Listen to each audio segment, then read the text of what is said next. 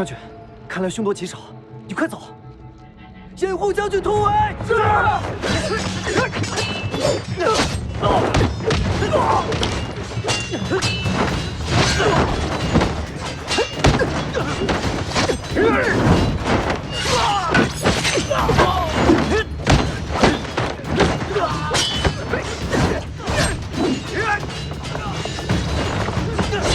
将军。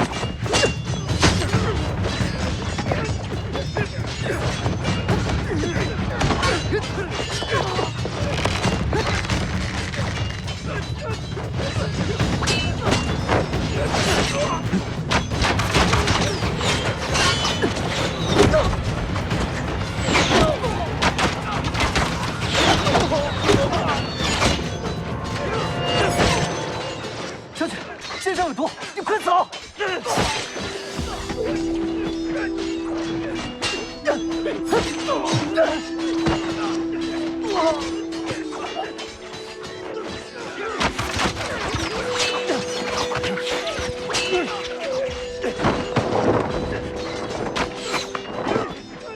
岂有此理！竟然又让这小子逃了！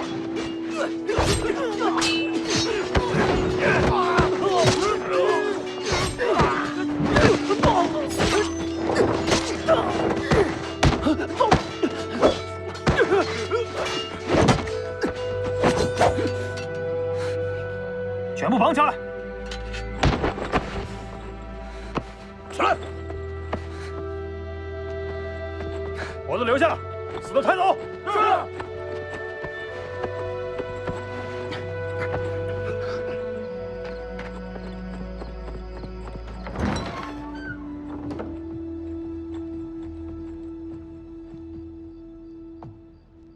将军，外边这个吃饭事，记住有没搞到。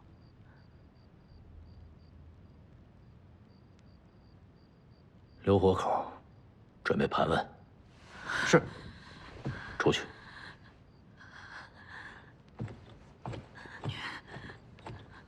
你刚才说什么来着？你要跟我谈条件？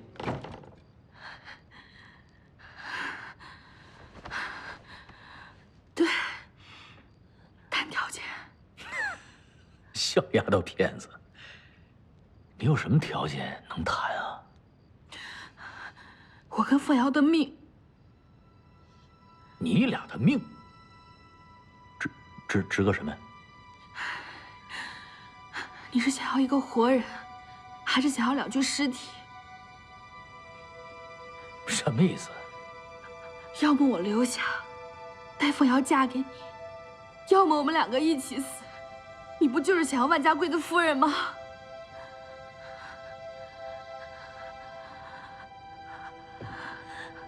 凤瑶，你别怕，大不了我们一起死。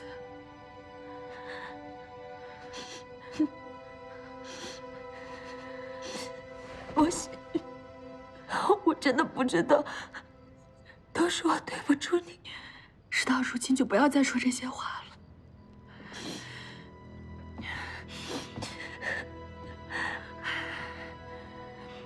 要么一个活人，我。 要么2具尸体，我们俩，你选吧。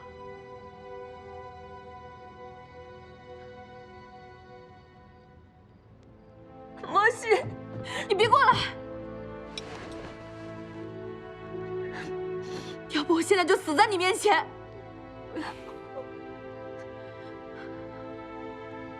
你吓唬老子玩呢？ 你对凤瑶没兴趣，但我知道，你对我是有一点点兴趣的吧？你知道你自己在说什么吗？莫西，你就让他杀了我！我宁愿死也不让他糟蹋你。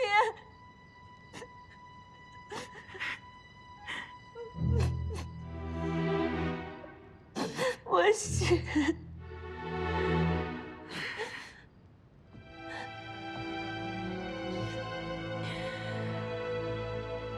要么就放了他跟外面的人走，要么我们俩就死在你面前。你真的是仗着老子喜欢你？我就是仗着，怎么了？我说到做到，绝不反悔。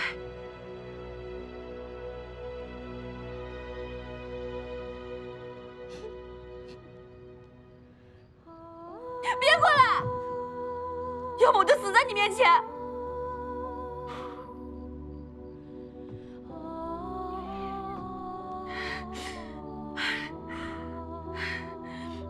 这么扎着不疼吗？真想跟着我？只要你把他跟外面那群人放了，我就愿意嫁给你。反正你要娶的是万家贵的妻子，这不是歪打正着吗？愿意嫁给我？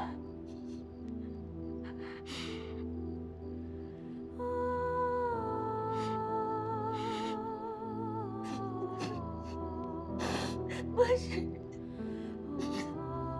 好，就按你说的办。一言为定，不许反悔。君子一言，驷马难追。你算什么君子？不行，你不能答应他，你不要答应他，不行。我不管你是君子还是强盗，反正你已经答应了，可不许反悔。我之前忘了问了，你今年几岁了17岁。17。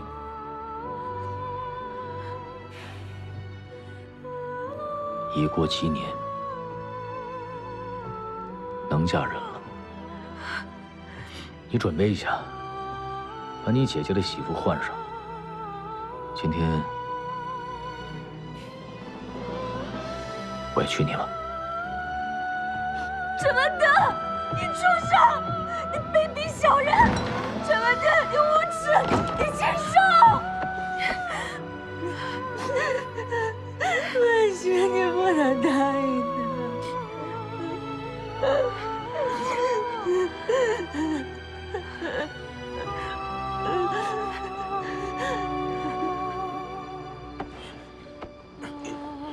来，将军。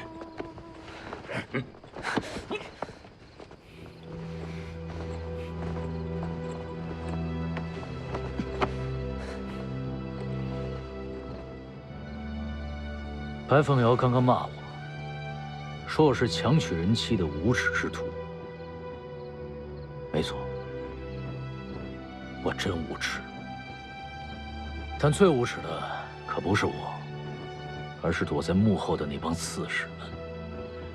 他们垂涎我庆州这块肥肉，想与我结盟，但又怕我和朝廷议和，所以逼我娶白凤瑶。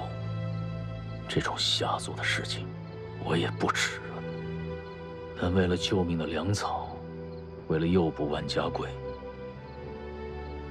我不得不这么做。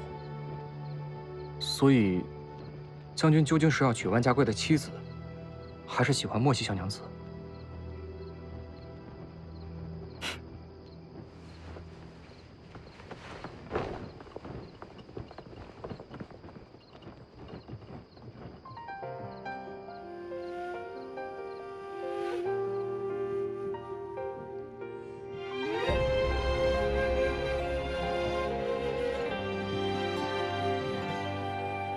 谁的相思太浓，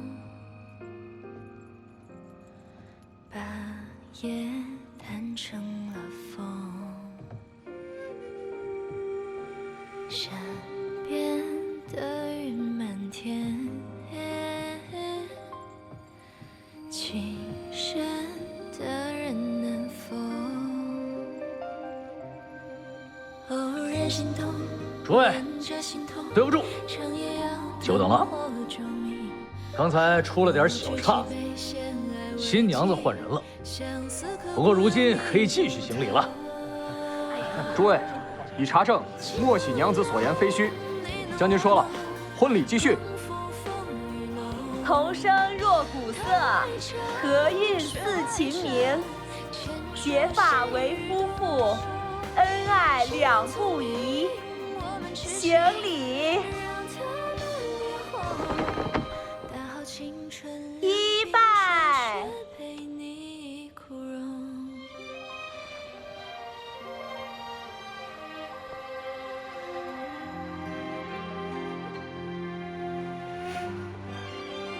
再拜拜。偶然心动，连着心头，长夜要灯火救命。我举起笔，先爱为敬，相思刻骨有你不疼。情浓意浓，你浓我浓，底共城赴风雨浓。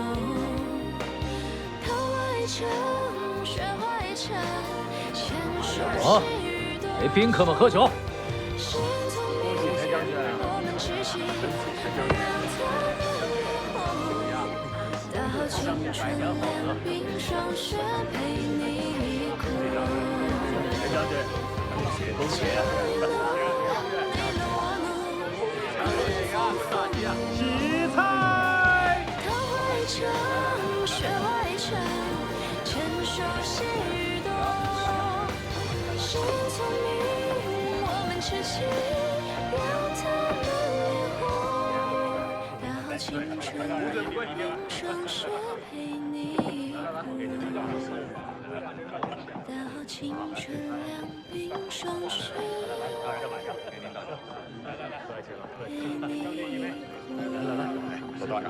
满上，咱们一起敬大家一杯。陈将军，恭喜啊！陈将军，恭喜！恭喜陈将军，谢谢陈将军。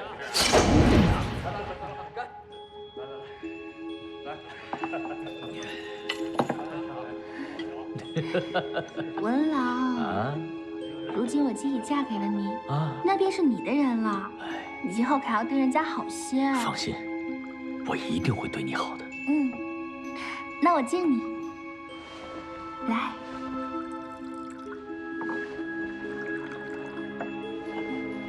要喝光哦。再来一杯。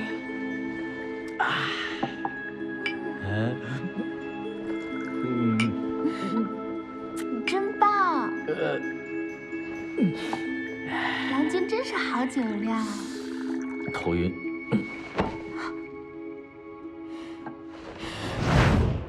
这个人对我其实还不错，不如刺伤他就好。不行不行，他有那么多兵，我和凤瑶吃不了兜着走。他是坏人，强逼我们，死有余辜，我不能姑息他。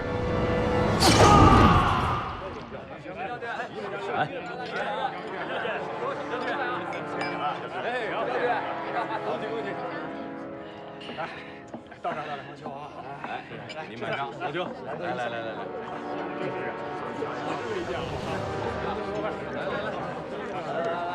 好日子啊！美酒佳肴啊，一定要尽兴。吃好喝好啊！陈将军慢走啊！你多喝点，咱们喝。来，我们多喝几杯。咱们喝。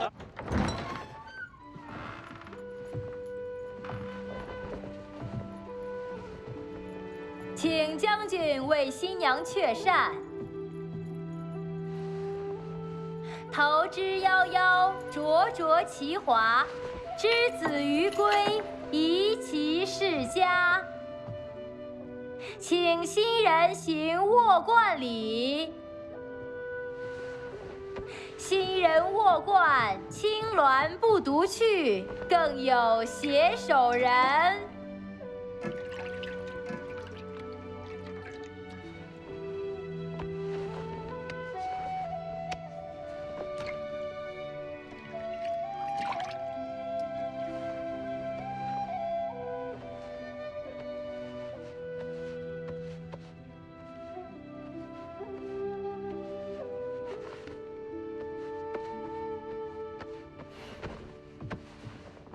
请新人行撒帐礼。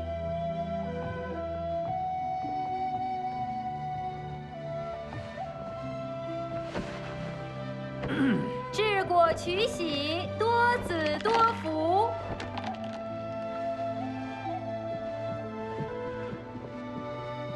承其宗室，子嗣绵延。请新人共饮合卺酒。哎，行了，怎么这么多繁文缛节呀？还有完没完呢？这礼节到此结束，都出去吧。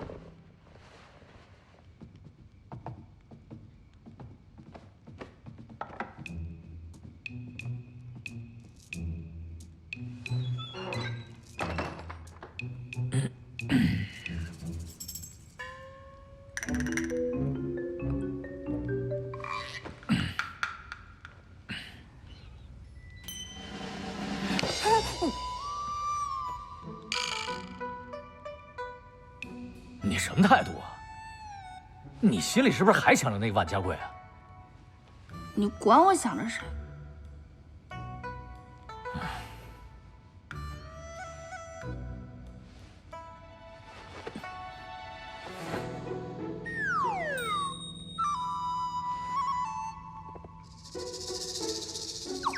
你要干什么？你别忘了，我们已经成亲了，你现在是我的夫人。你还知道我是你夫人啊？你现在一身酒气，我闻着头很疼，更别说靠近了。嗯，我没喝几杯酒啊，怎么一身酒气了？好像是有点儿。哎呀，你在这等着。你去哪儿？你不是嫌弃我吗？我沐浴去。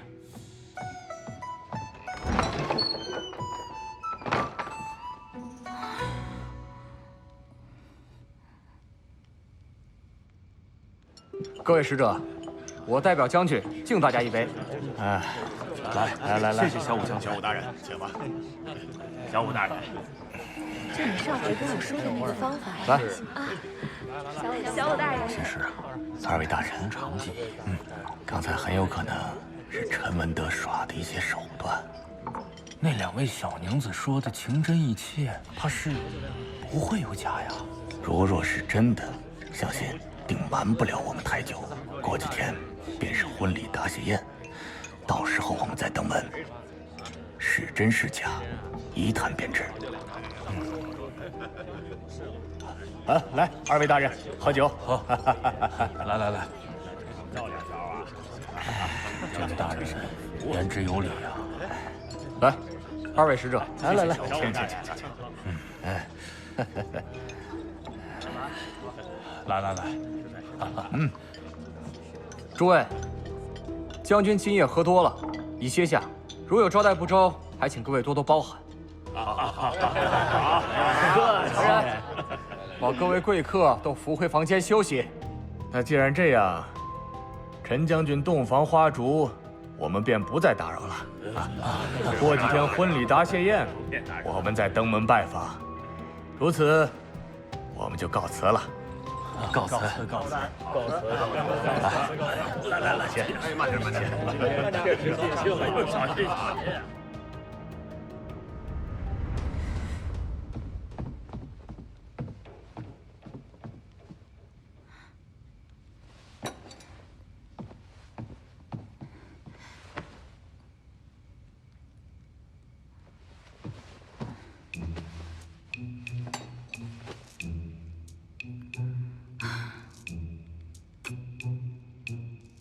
他要真想干什么，这哪能顶用啊？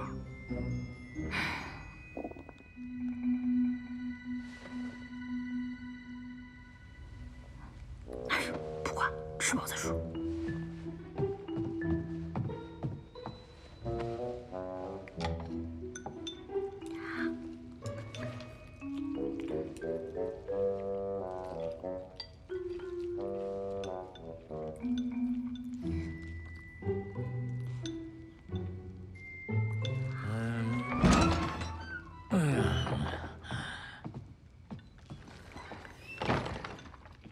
你慢点吃，没人跟你抢。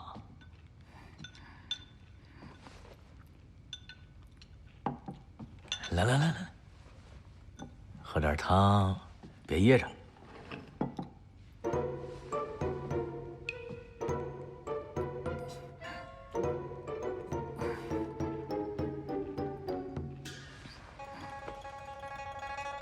你干嘛不喝呀？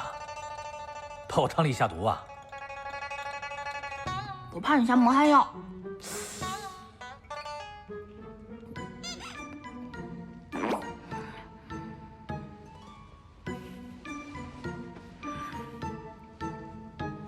你干嘛？我看看你。你之前不是没看过？那之前是之前，今日不同啊！今日可是洞房花烛之夜。再说了，你都怀疑我这汤里下蒙汗药了，我不能辜负你的希望。我得多做点坏事。你敢啊？夫人，我们该喝合卺酒了。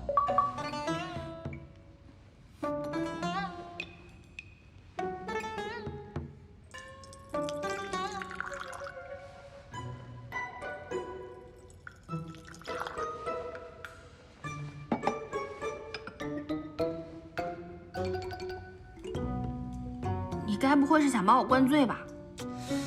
在你心里，为夫就这么十恶不赦啊？你的鬼主意可比谁都多。那你的狡猾我也早就见识过了。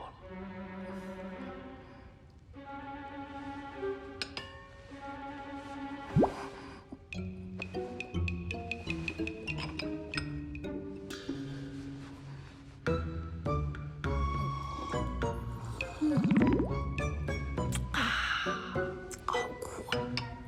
哎呀，这梨也行了，合卺酒也喝过了，接下来就该洞房之夜了。你干嘛如此惊恐？在你告诉我你选择代驾的时候，就应该想到这一点。你干嘛？放我下来！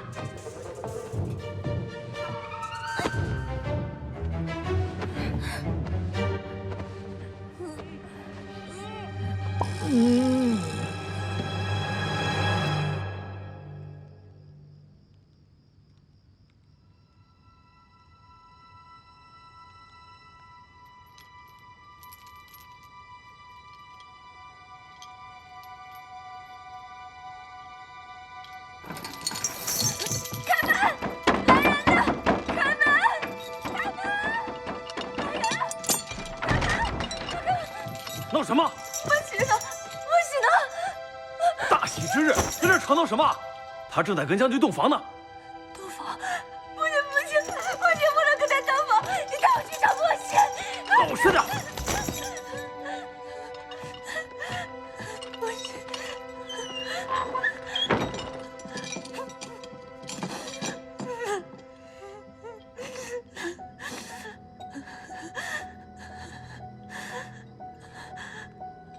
莫西，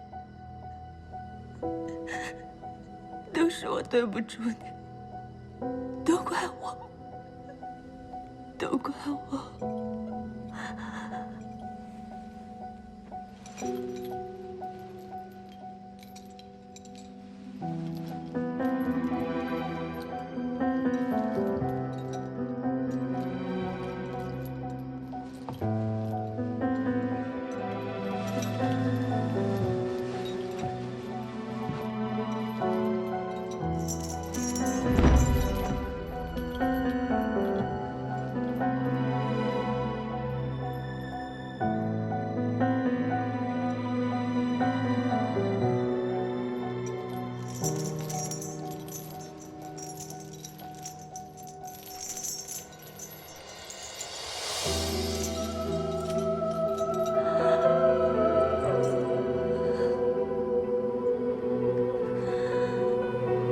莫西，我对不住你。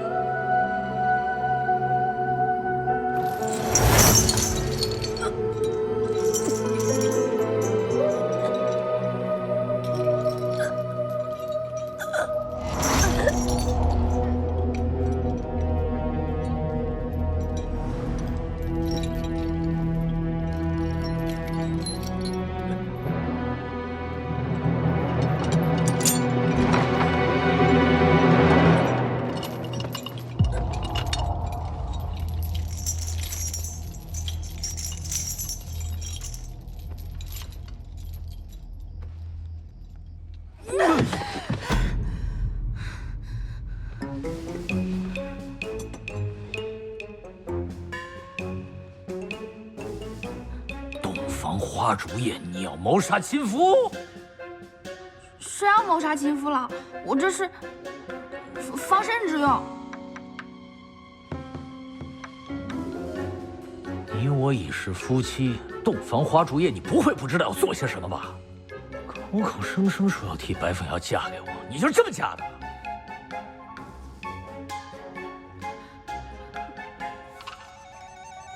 你要做什么便做，赶紧的！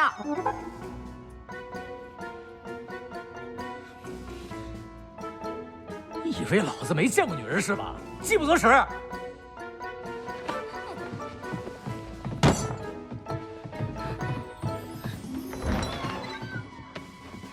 出去！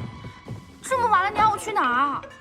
是你不愿意跟我洞房的，怎么还是老子给你腾地儿啊？让着老子喜欢你，蹬鼻子上脸。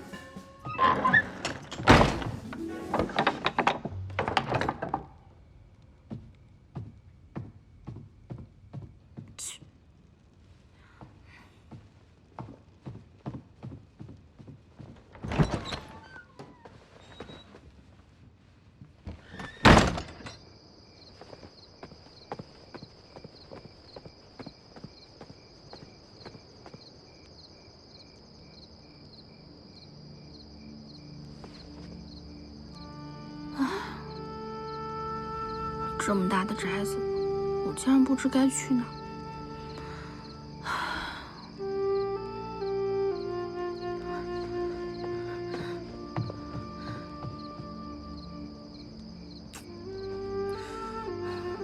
凤瑶她现在肯定不愿意见我。唉，我把什么狠话都跟她说了，我还怎么去见她呀？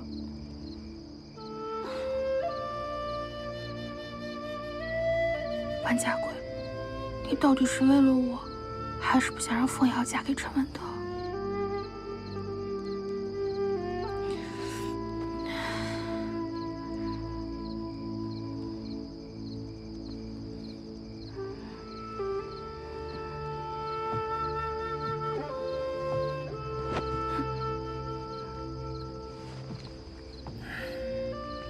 你回屋去吧。你不用管了，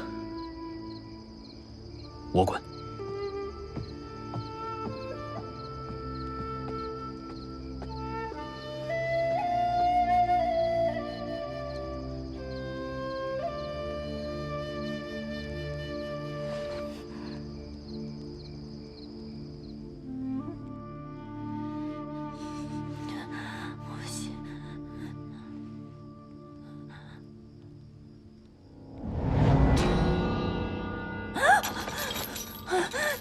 做什么？大喜的日子你却自寻短见，晦气！什么大喜的日子？莫姐她都是被你们逼的。他是为了代替你。是，都是我的错，都是我的错。她被逼着嫁给你们那个逆贼。够！嫁给我们大将军哪里辱没她了？再说什么逆贼，休怪我不客气。逆贼就是逆贼，有本事你就杀了我！莫西的婚姻竟然被一个逆贼毁了。我可提醒你，坏了他姻缘的人是你，是你抢走了他的夫君。是，你说的没错。这一切都是我的错，都怪我抢了他的心上人，都是我的错。莫西小娘子替你做的这一切，都是她心甘情愿的。她盼着你好，你若是自尽了，让她做的这一切还有什么意义？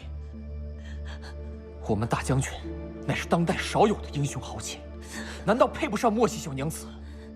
但我们将铁矿献给了圣上，平反了冤屈。无论你们将军是什么人，他终究不是莫西的心上人。他的心上人现在已经是你的夫君了，莫要得了便宜又卖乖。既然他舍弃了自己的姻缘来救你，那就把日子过好，尽量的活下去。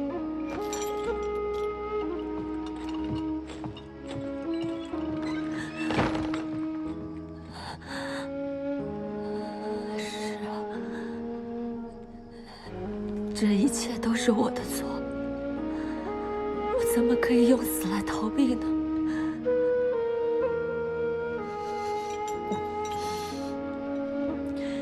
欠莫西的，我这辈子一定要还。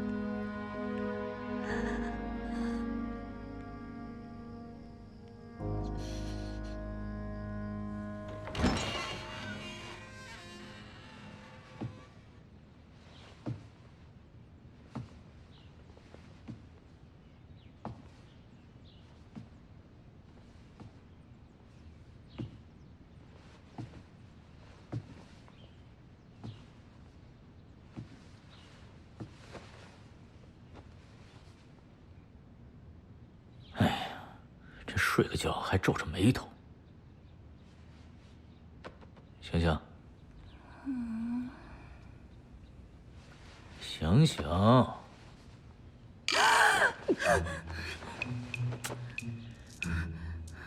哎呀，这以前你待我也不是这样，这怎么如今见了我就像见了洪水猛兽一般？我有这么可怕吗？那怎么能一样？以前你只是个熟人，现在你可是……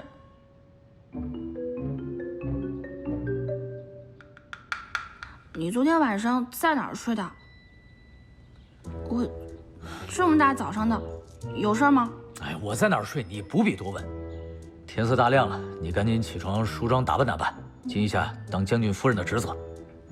当将军夫人还有职责？这当然有了，我的那些侍卫你总得见见，你认识认识吧。这宅子的侍女、仆役，你总得管管吧。虽然你没有公婆可见，但是过几天还有个答谢宴。答谢什么？我们成婚比较仓促，各方势力还是前世来道贺，于情于理我们都得见见。那我要做什么？拿出将军夫人应该有的样子，大方得体，贤良淑惠。就像当年凤瑶的母亲，我二叔母那样。我们高门大姓的女子啊，不但要容貌端庄、言行得体，更要举止优雅。走起路来，也得有袅袅婷婷之姿。来，阿娘现在给你示范一下啊。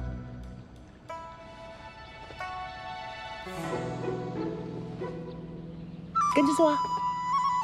跟着，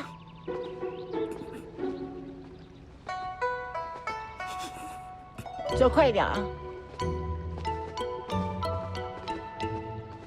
再来一遍。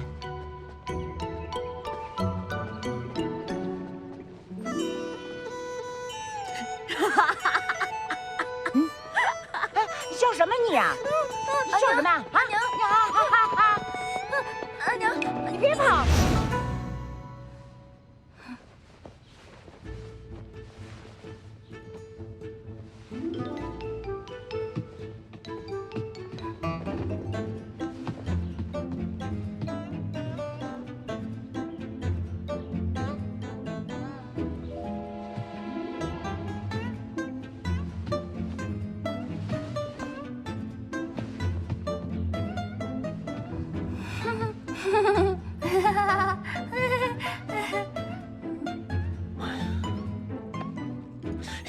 行了，认真点儿，这可不是闹着玩的。你平日里怎么样我管不着，若今日你让我丢了颜面，你要怎样？那你做不好将军夫人，我只能把你禁足于家中，不能出门半步。那我若是做得好的话，我还能出门？当然可以啊，只要不出青州城。那太好了。愣着干什么呀？梳妆打扮呀，这怎么见人呢？知道了。那你能不能回避一下？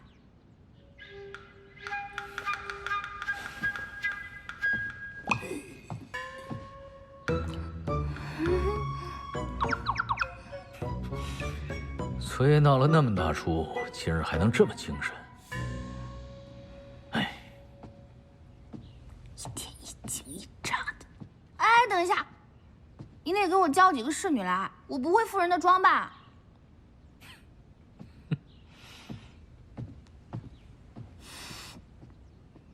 切，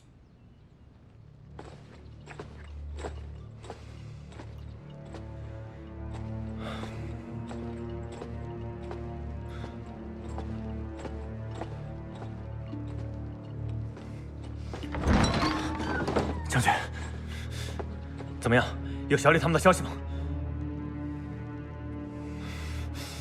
再探，派人进城再探。将军，您冷静一点。小李他们恐怕已经遭遇毒手了。哎，将军，你这是要去哪儿啊？将军，我回来了。将军，属下无能，没能救出夫人他们。是陈文德放了我们，其他人正在诊治伤势。是他放了你们？怎会如此？他们说，陈泽原本想在昨晚强娶夫人的，宾客和宴席都准备好了，谁知道莫喜娘子竟突然冲进去大闹。她说什么？她说她与将军您私定终身，论起先来后到，她才是真正的将军夫人。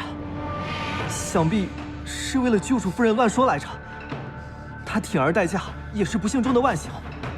我们夫人的清白总算是保住了。我们这次说了。哎，将军，让开！你千万不能以身犯险。既然夫人没事，我们便从长计议啊！将军，莫喜他要代价嫁给陈文德那个逆贼！让开！将军，你冷静一点。你这么去岂不是白白送死吗？属下求你了。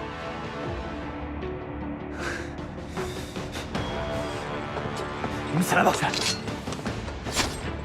哎，将军，您这是？我要以血书越级上报，请求朝廷调集兵马，将逆贼陈文德一党彻底铲除。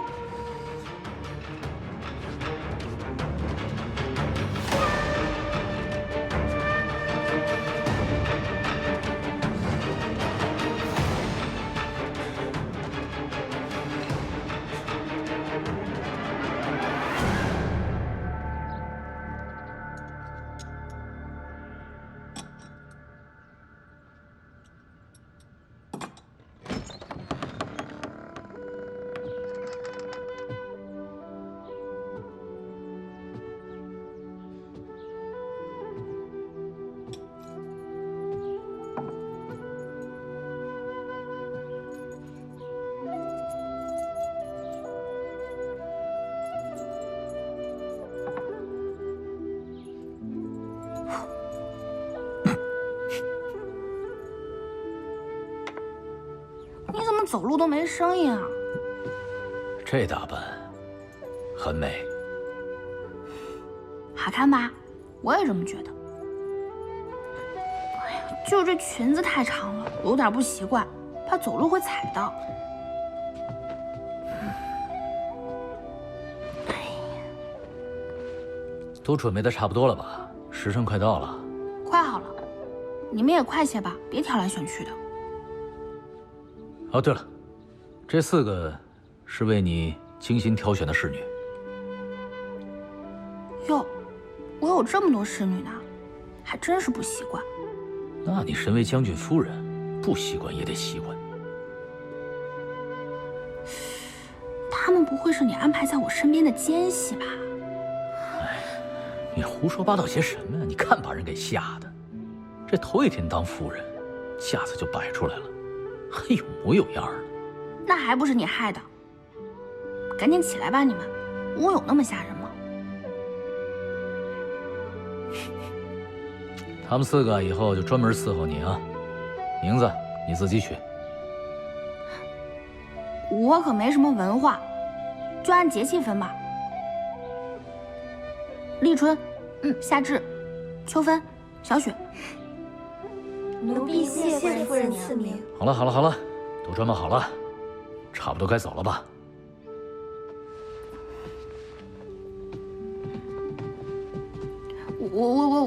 我自己来。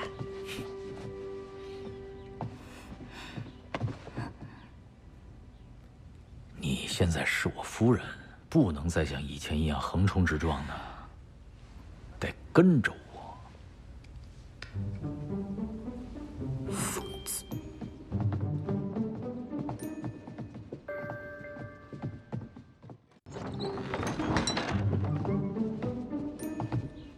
待会儿要见的是你的侍卫和你在这座宅子的仆役和侍女。为了见你这位新夫人，我的那些侍卫该来的全来了。哦，对了，那些侍女都是城里那些富家商户送来伺候你的。你呢，要是不累就见见，要是觉得累了，就不用见了，给他们打上点儿就得了。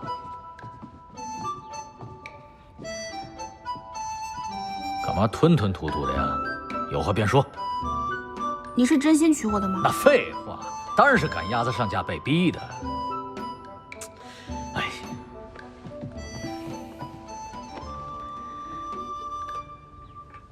我实话告诉你吧，全是因为那3个老奸巨猾的老狐狸刺史们，他们生怕我和朝廷议和，出此损招。那我要是不答应，那说不定现在早就跟我开战了。不过呢，我本来应该娶白凤瑶的，听了你一番鬼话，我就不娶她了，该娶你了。这真是我真心的。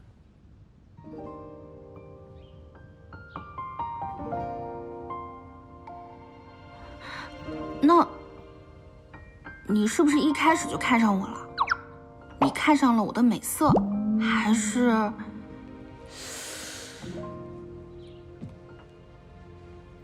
你怎么就对你自己的相貌这么自信呢？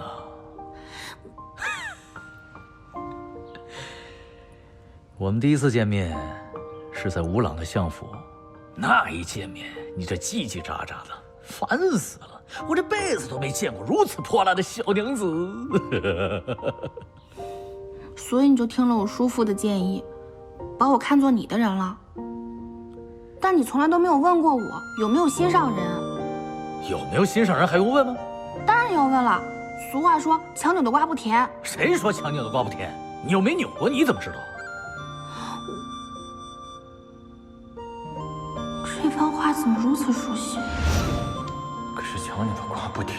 谁说强扭的瓜不甜？你扭过吗？还是说你强抢过民女？你，万家贵，如今你在哪儿？行了，想什么呢？人都等着呢，走吧。啊！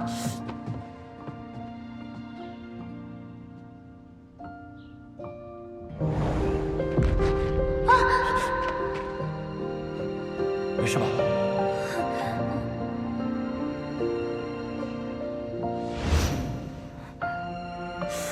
你怎么心神不宁的？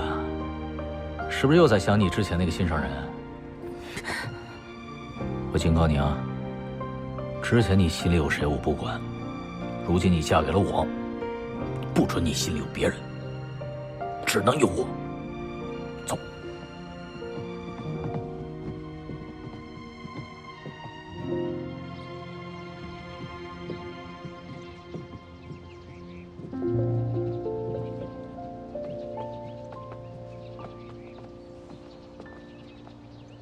乡绅们，这就是你们的将军夫人。我们行军之人，没那么多忌讳，也不讲究男女授受不亲。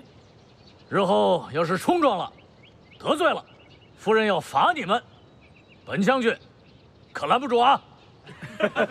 将军，这才新婚头1天，您就怕了夫人了？就是不会怕了吧？你们这帮臭小子，敢编排我，想吃军棍是吧？夫人在那儿呢，我们呀，只要求求夫人，将军的心啊，他就软了。你们给我等着，等你们成亲的时候，我看你们怕不怕？不是，这是我们也得尝得上呀。听好了，如今呢，我们拿下了这庆州，开出了铁矿，只要占领了整个义化城，打下了基业，到时候保证你们每个人都能娶上亲。都能娶上亲啊！谢谢将军，谢谢将军。我要娶一个大美人，你俩能娶？谢谢将军，谢谢将军，太好了，你们那几个，日后只要勤勉做事，夫人自会有赏。我还有事，你们把你们的姓名、差事跟夫人说说吧。是。行礼。行。奴婢立川，是专门服侍夫人的。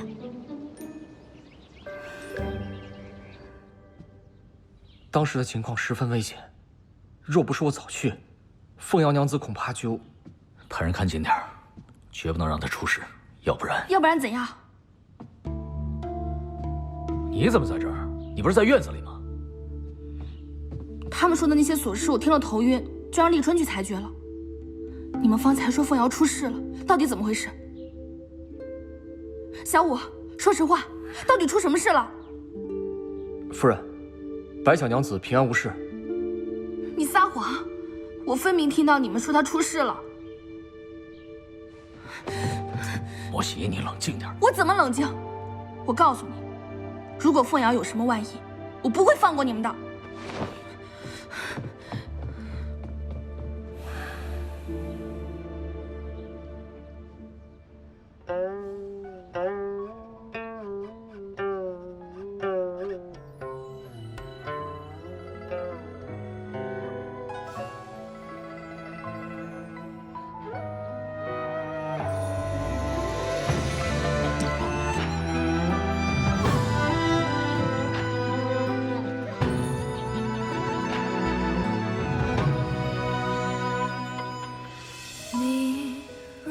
下枝头，我不独立风中。你若化作落乱世之中，风雨飘摇。身为女子，更是禁锢重重。生死喜怒，皆在他人之手。在我的世界里，有恃无恐。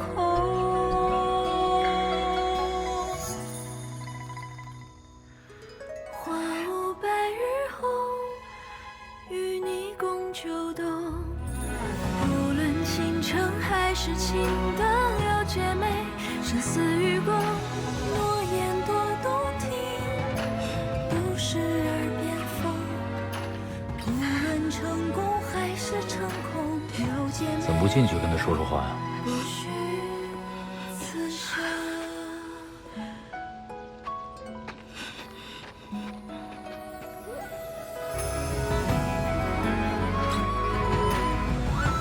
不可以！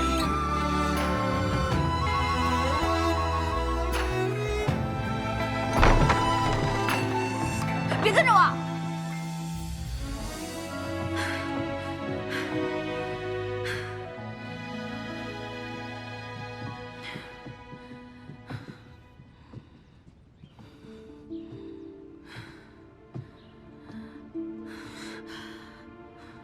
既然白凤瑶没事，何必发这么大脾气？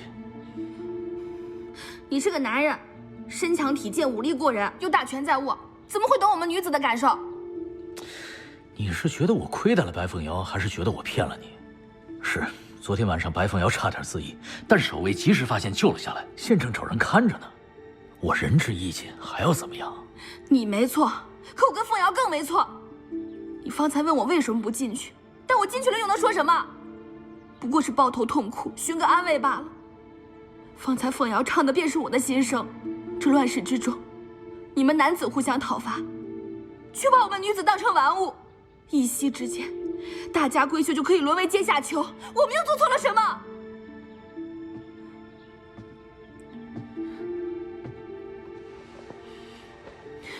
你肯定觉得这才新婚第1天，我便发了这么大的脾气。但我告诉你，我白莫喜就是这样的人。你若是看不惯，马上休了我吧。莫喜，我认识的乡间秀才跟我说过，宁为太平犬，不做乱世人。如今这个世道乱，难道只有你和白凤瑶才是最惨的吗？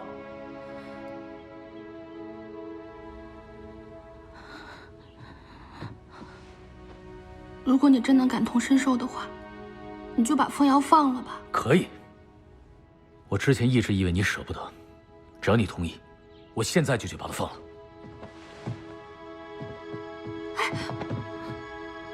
我是让你派人送凤瑶出去，去万家贵那儿。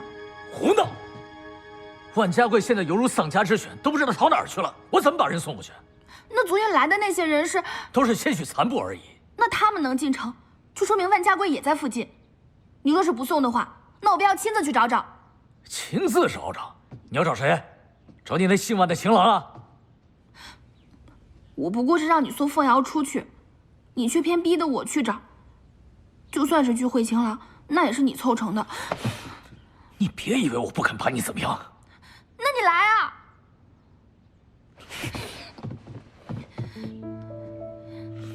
你若是平安把凤瑶送到万家贵那儿，那我便收了心，一辈子都跟着你。又拿你自己要挟我。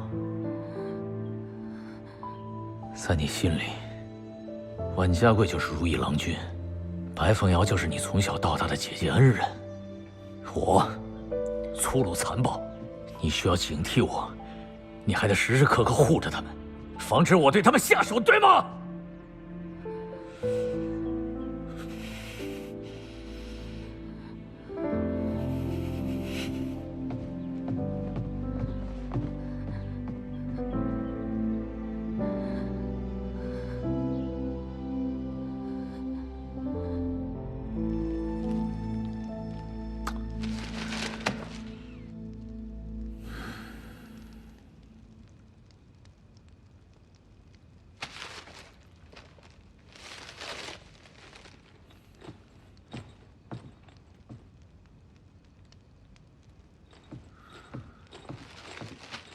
战况如何？启禀将军，庆州周围的几座城池，除了义化，均已拿下。好啊，好，这样我庆州就稳固了。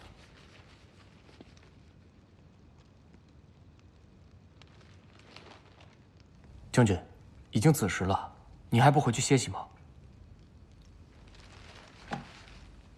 我今晚还睡这儿，你就跟夫人说一声，我还是睡书房，就不过去了。是。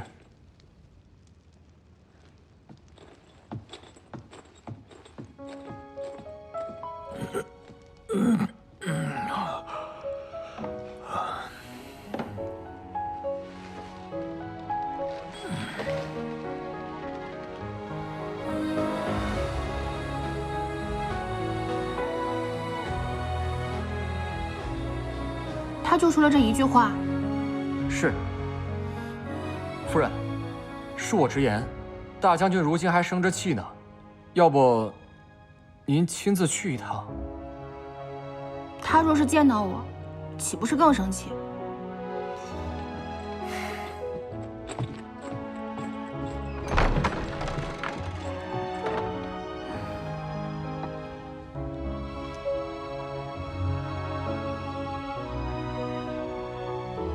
在你心里，万家贵就是如意郎君，白凤瑶就是你从小到大的姐姐恩人。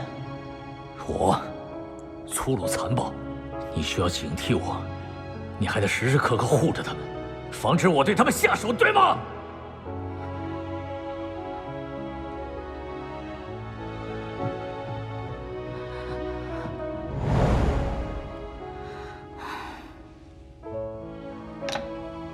算了，睡吧。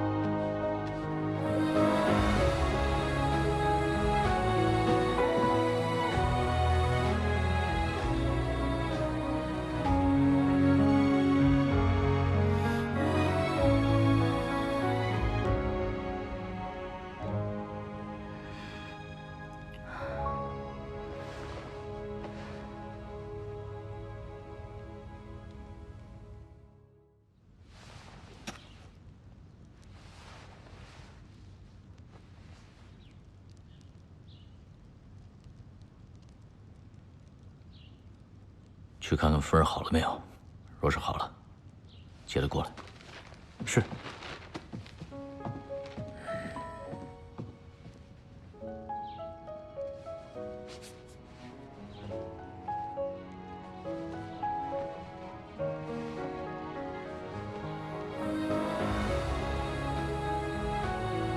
你们大将军这2日都睡在书房吗？是。待会儿还要装作夫妻恩爱，何苦呢？走吧。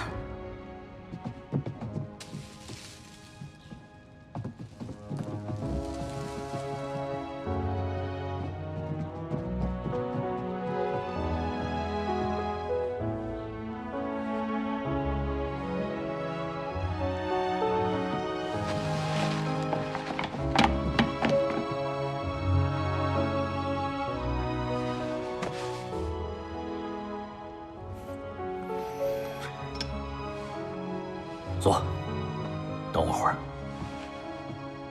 你们都去忙吧。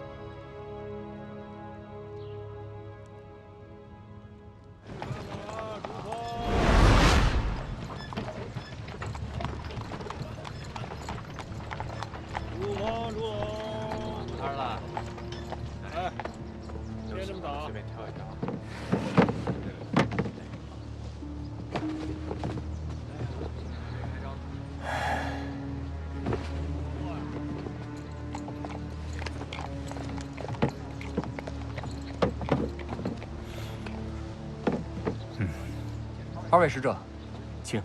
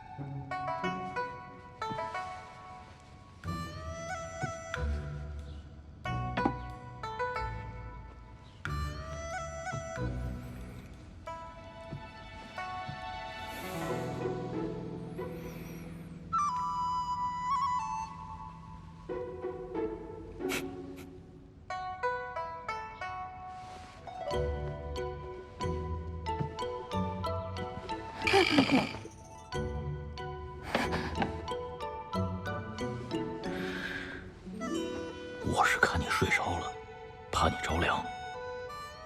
怎么又以为我要垂涎你的美色啊？我不过是被吓了一跳而已。倒是你，男子汉大丈夫的，怎么那么小心眼儿呢？老把我往坏处想。再说了，你若不是垂涎我的美色，又怎么会答应把我娶进门呢？嘿，你怎么如此厚颜无耻呢？嗯？你若是不信，你就去青州城看看，有否比我更美的？若是有，你就娶个10个8个美妾回来。反正现在青州城都是你的天下了。那我真娶10个8个美妾回来，那你到时候会不会气得哭啊？该哭的人应该是你，好吧？我方才看你忙于公务，没敢打扰你。若是真娶个10个8个美妾回来，你还想有一刻安宁吗？怎么？哎，你也怕吵是吧？那就别提什么3妻4妾的事儿。就像凤瑶那句话怎么说的来着？叶公好龙。哎。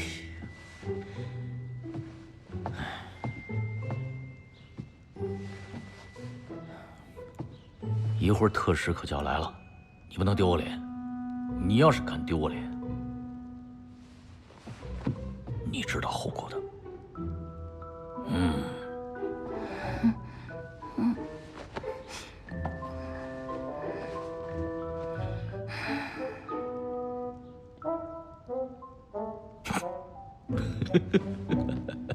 好，好，看你现在笑的。 也不像什么喜怒不形于色呀！你不怕别人说你是土匪头子啊？收敛点。你这人还吃不了亏是吧？使者到。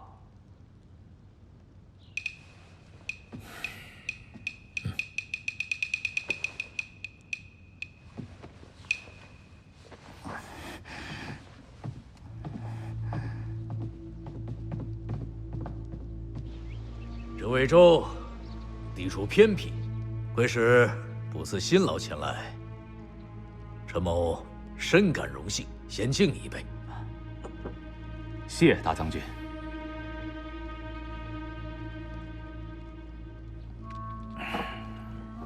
倒酒啊！在下来迟，未能赶上大将军新婚宴席，实在是罪过。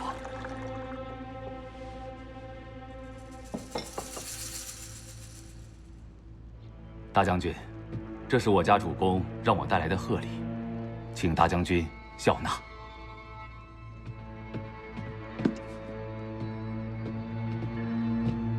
世人皆知，韦州乃富庶之地，韦州刺史曹大人更是富甲天下。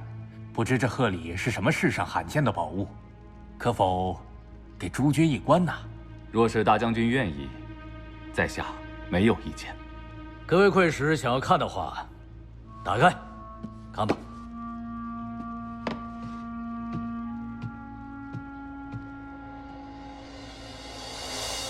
哎呦，这么罕有的夜明珠，只怕是经国国库里也没有啊！韦州不愧是株洲之首啊！啊，哪里？我家主公一向敬仰胡韩太尉。 和秀州刺史胡简大人，两位大人德高望重，在他们面前，我们曹大人自然是相形见绌了。听闻最近胡太尉的身子骨不太好啊，前些日子从马上跌落，患有足痹之症。怎么不见他身为同胞兄弟的胡刺史前去探望啊？这我家主公还在猜想，难道？ 这胡刺史的身子骨也不太好了。你，好了好了好了。陈某，先敬各位一杯。谢将军，谢将军，请。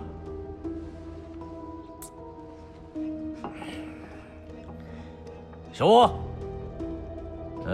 携众兄弟们，给我好好陪陪这些贵使们，让他们多喝几杯。 是。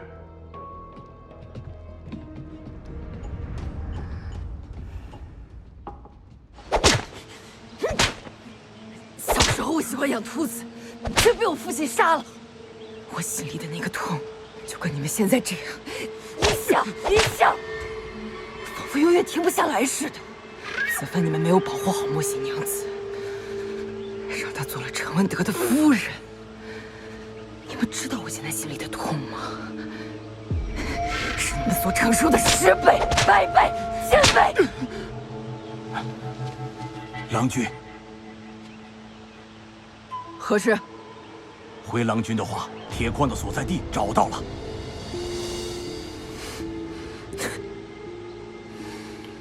好啊，我已经迫不及待要看陈文德被碎尸万段了。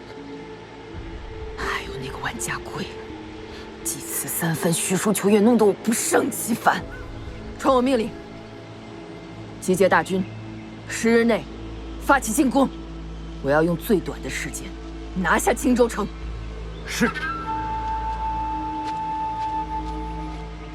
起来吧。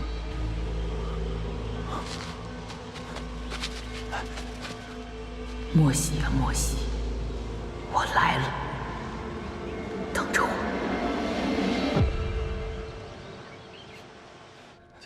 这骄傲确实好讲。刚才他们说的，你是不是都没听懂啊？多谢多谢。他们说的这个太尉啊，叫胡涵，是上一任的秀州刺史。由于他的权势太大，朝廷呢要剥夺他的权势，就任命与他不和的弟弟胡简继承了这个刺史的职位，封胡涵呢为太尉。这个太尉啊，他就是个虚衔。啊，对了，前2年青州城不是闹匪患吗？就有他们兄弟俩的影子，说不定啊，他们兄弟俩又和好如初了。也就是说，他是一群乱臣贼子的老大哥。可以这么理解。不过呢，他这个太尉之职也没有被圣上褫夺，就说明他跟圣上没有彻底的撕破脸。啊，对了，前2年他跟姚州刺史萧不语他们走得很近。我看呢，总之，他就是一个四处混得很开的老狐狸。这个萧不语我倒是听说过的，他在这些乱臣贼子中势力最小，但他敢打敢拼，最近声势很大。这个萧不语啊，也是个老狐狸。他先是巴结胡涵，接着呢又来奉承我，就是个手术两端之辈。还有那个秀州刺史胡简，实力是有的，但是秀州吧，地处太偏僻，想要逐鹿中原，怎么都比不上他的哥哥胡涵呢。那个韦州刺史呢？韦州刺史曹泽，他们曹家呀，世代以军功著称。曹泽的曾祖父是前朝的悍将，投奔我朝以后呢，成为了开国将军。开国大将，你明白吗？曹家上上下下就是因为祖辈的这个功绩，那根本不听朝廷的使唤，割地几十年为王。不过这曹家是各个州里军事派这个。曹泽为人阴险，最不好相处。我还是听得有些头脑发昏。但是我知道他们跟你是亦敌亦友的关系，就是可以合作，也有可能背后捅你刀子，是吧？夫人冰雪聪明啊，大智若愚。这话怎么听着像讽刺我呢？哎，那这个你自己疑心病太重了。反正这种国家大事，凤瑶是很懂的，我可是一窍不通。再说了，今天这种场合，我只要坐姿优雅的端坐在这儿就可以了吧？1、2、3、4、把枪拿高，下盘扎稳。2、3、1、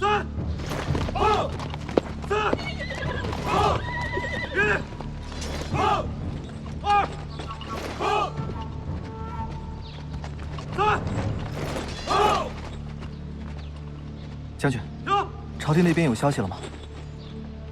侯爷已为我们筹集了5万兵马，不日便会与我们会合。太好了！将军，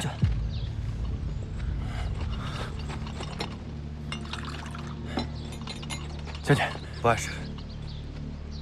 大军进来还有10日，最近你们也要加紧操练。是。陈文德这个逆贼，他的死期就要到了，继续练吧。继续，接着练。1、2、早就听闻夫人倾国倾城，今日一见，果然名不虚传。我是如何娶到我家夫人的，你们3位贵使心里最清楚了。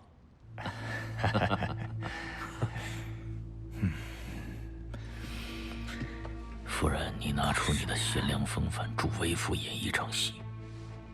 前几日啊，婚事时的闹剧，相信大家都有所耳闻。你们非得逼我娶的那个白氏，寡淡无趣。最重要的是，万家贵真正的心上人是我家夫人，是她。想必现在万家贵应该气急败坏了，是吧？夫人姿容艳丽，您自然是喜欢。但恕我直言，这桩婚事并不相配。报！将军，有密信。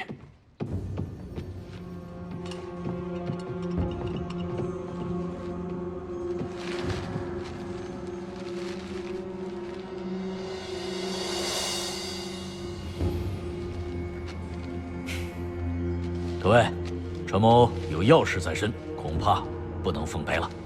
哎，陈将军，发生了何事？明德侯钟玉琪调了5万大军来围剿我庆州。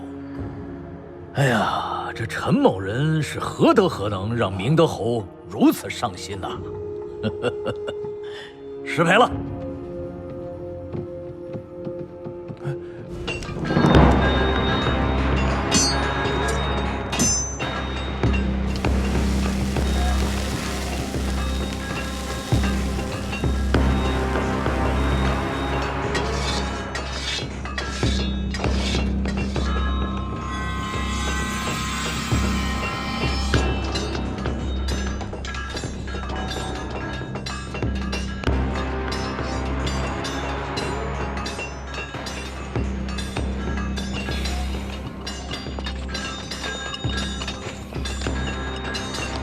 看得如何？将军，万家贵那边虽无大动静，可我发现他们的粮草运送的越来越频繁了，只怕是援军真的要来了。属下还查知，这5万援军全是明德侯党羽麾下人马。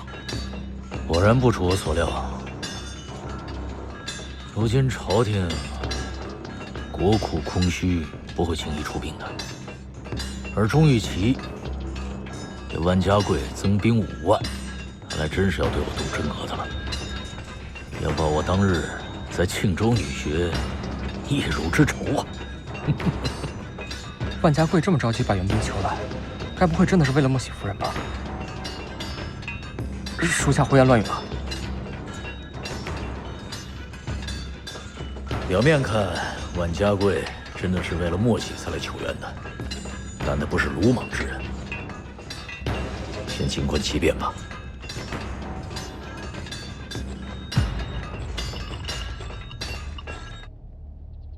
我收到侯爷手令，说朝廷会派1名监军过来，本以为会是圣上身边的内侍，没想到竟然是吴相的亲戚。在下是这一届的武举进士，吴相只是在下的族伯。既然验看无误，那就请监军下去稍事休息吧。在下告退。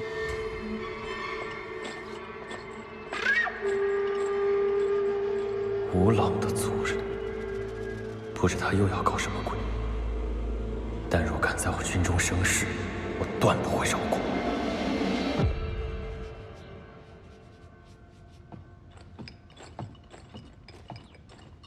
将军，韦州使者求见。没看我正忙着呢吗？他说有件事十分重要，说对您有莫大的好处。莫大的好处？请他进来。是。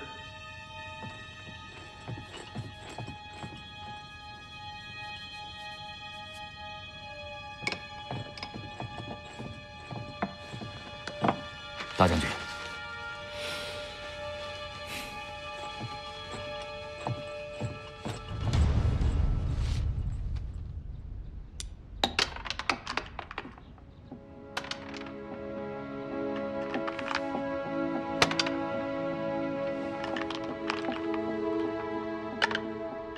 万家贵啊，万家贵，你在哪儿？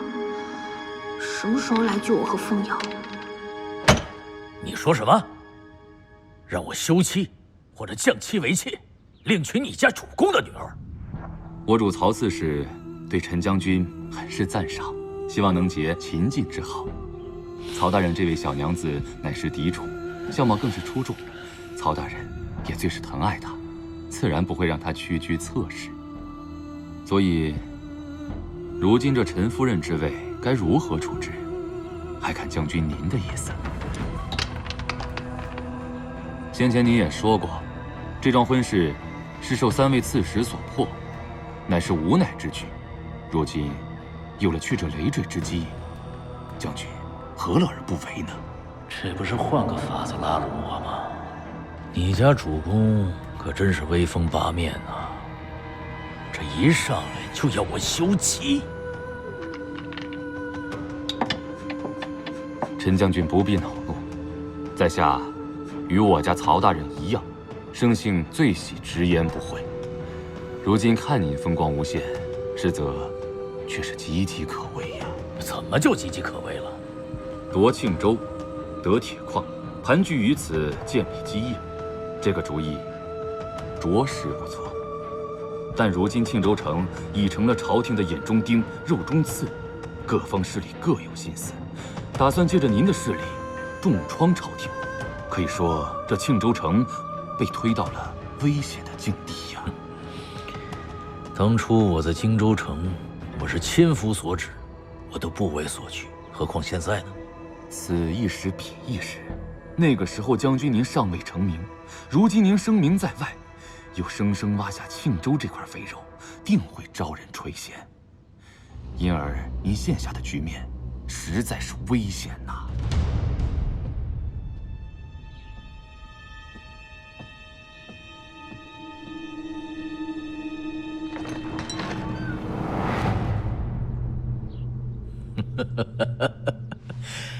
你们这帮文人呐，一上来就危言耸听，把人吓着了，问你们即将安出，你们就开始出各种馊主意。可惜老子不吃你们这一套。陈将军年轻气盛，这么想也是理所当然。不过我们曹大人跟其他州相比，确确实实是拿着诚意而来的呀。诚意？什么诚意？夫人，您都玩了半天了，来尝尝刚做好的糕点吧。放这儿吧。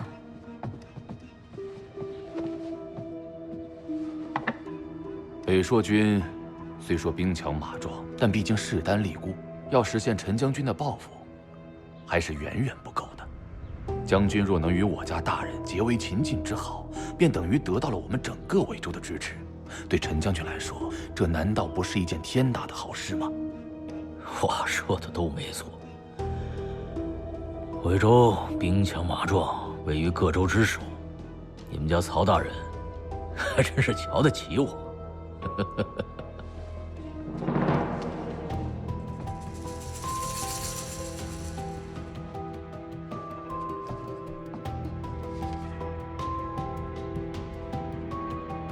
这是万家贵的自己。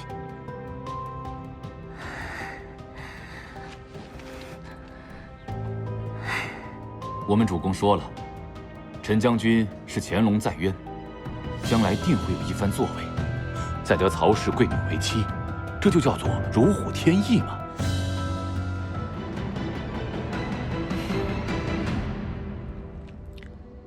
我知道了，让我想想。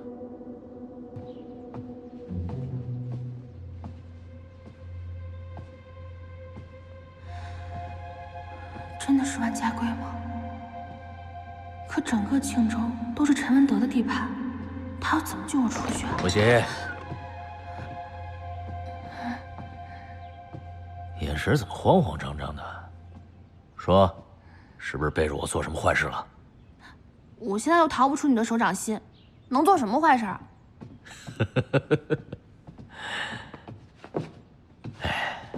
哎，今日天气不错，要不要随我出去走走？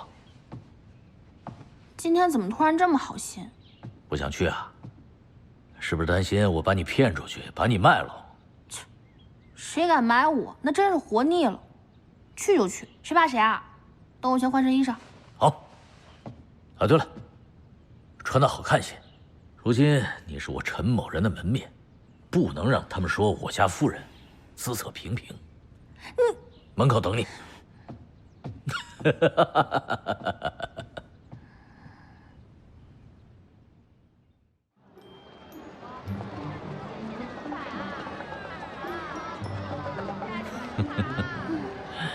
好啊，好。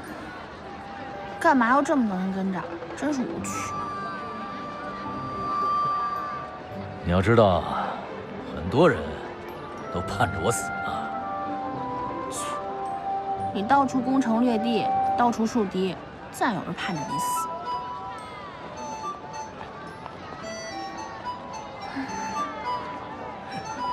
陈将军，自打入城以来，您赈济粮食，修缮民房，好多出逃的庆州百姓全都回来了。大家都说啊，您是个体恤民情的好官儿，我等在这里给您磕头了。哎，不可，老人家起。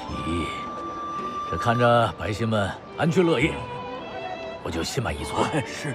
大人，这个风车送给你。好。哎呀，真可爱。找你阿娘去吧。老人家，忙你的去吧。哎，好。现在你还说我是个大魔头，情结虎吗？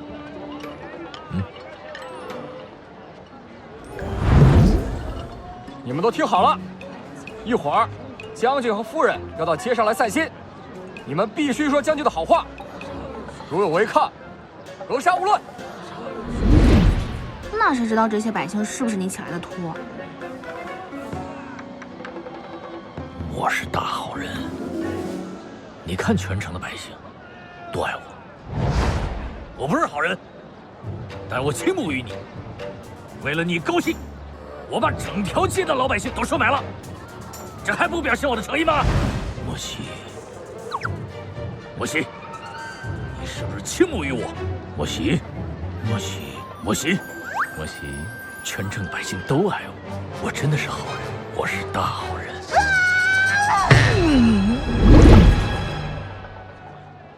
真烦人！又怎么了？关你什么事儿？听说那是庆州最好的成衣店，我们去看看。将军，都是新鲜的，快点吧。都是刚摘得的，新鲜的青菜。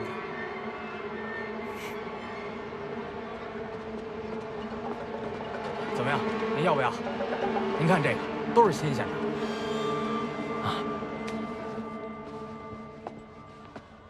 店家。哎，哦，这位夫人，哟，将军，夫人将军想买点什么呀？随便看看。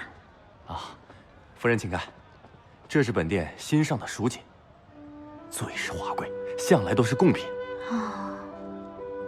您要是嫌它太沉的话，这儿还有江南来的夏凉罗，轻柔丝滑，宛若羽毛，西域商人爱若珍宝，一口气买走了不少，剩下的几品都在这儿了。哦，这儿还有很多新的成衣样式。先前衣服都是我自己做的，线下有什么新鲜的样式吗？夫人请稍后。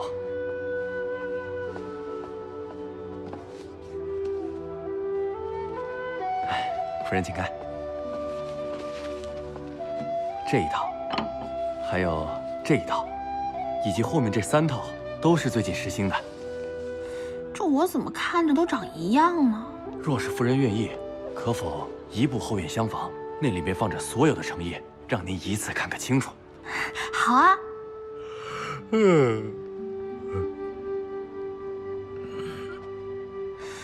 你若是等得不耐烦，可以去对面茶肆坐坐。行，小吴，照顾好夫人，我去外面等着你们。走吧。夫人请。嗯。请。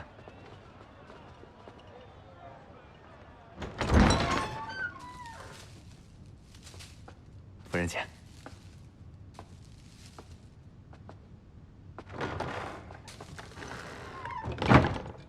嗯。莫西。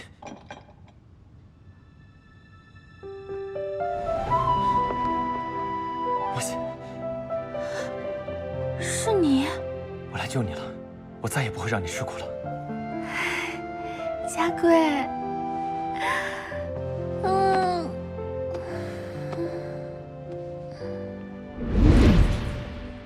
莫西，来，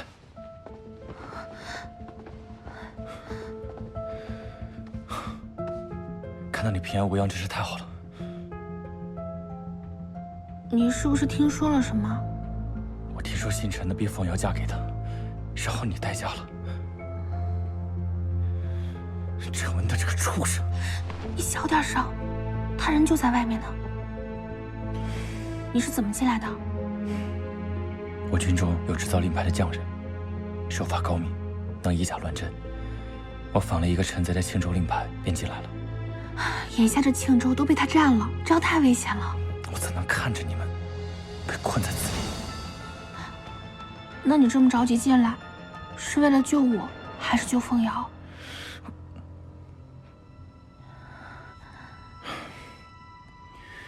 我当时听说凤瑶被迫与陈文德成亲，确实内心难安。但听说是你代替了他，我只觉得天旋地转，才知道什么是痛彻心扉。我这次进城，除了刺探军情之外，就是要救你们出去。我还以为你不会来了呢。朝廷派我镇守于此，丢了城池就逃之夭夭，我还算是个为将士人吗？你不只丢了城池，你还弄丢了我们姐妹俩。都是我的错。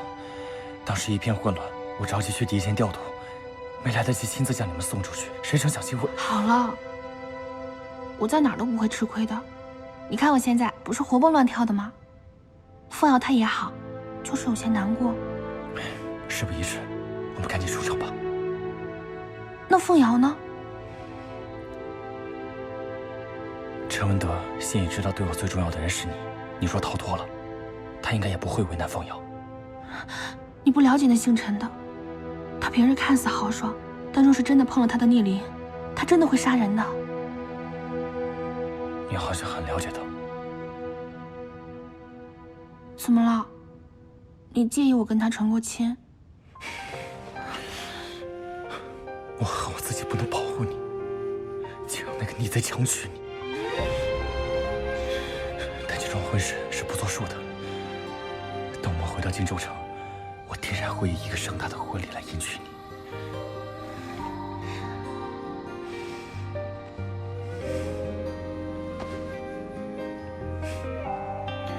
你有没有想我？寤寐思服。就是想的意思吗？你以前可不会这么说，你只会骂我胡闹。我发誓，我们这次逃出去，我再也不会骂你。真的？不管我做错什么，你都不会骂我？夫人，将军问您衣服挑好了吗？你这几日不要轻举妄动。你身边的立春是我的人，我有什么事，我让他暗中联络你。嗯。我走了。你小心点。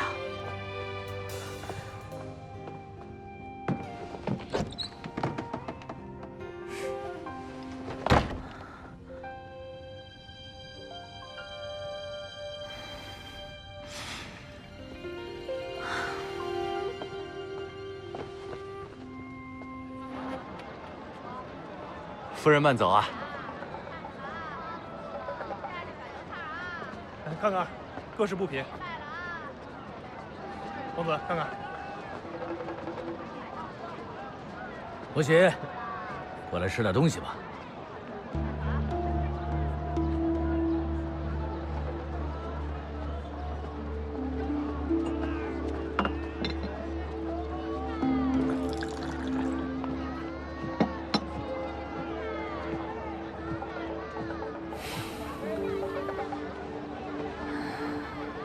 怎么苦着一张脸呢？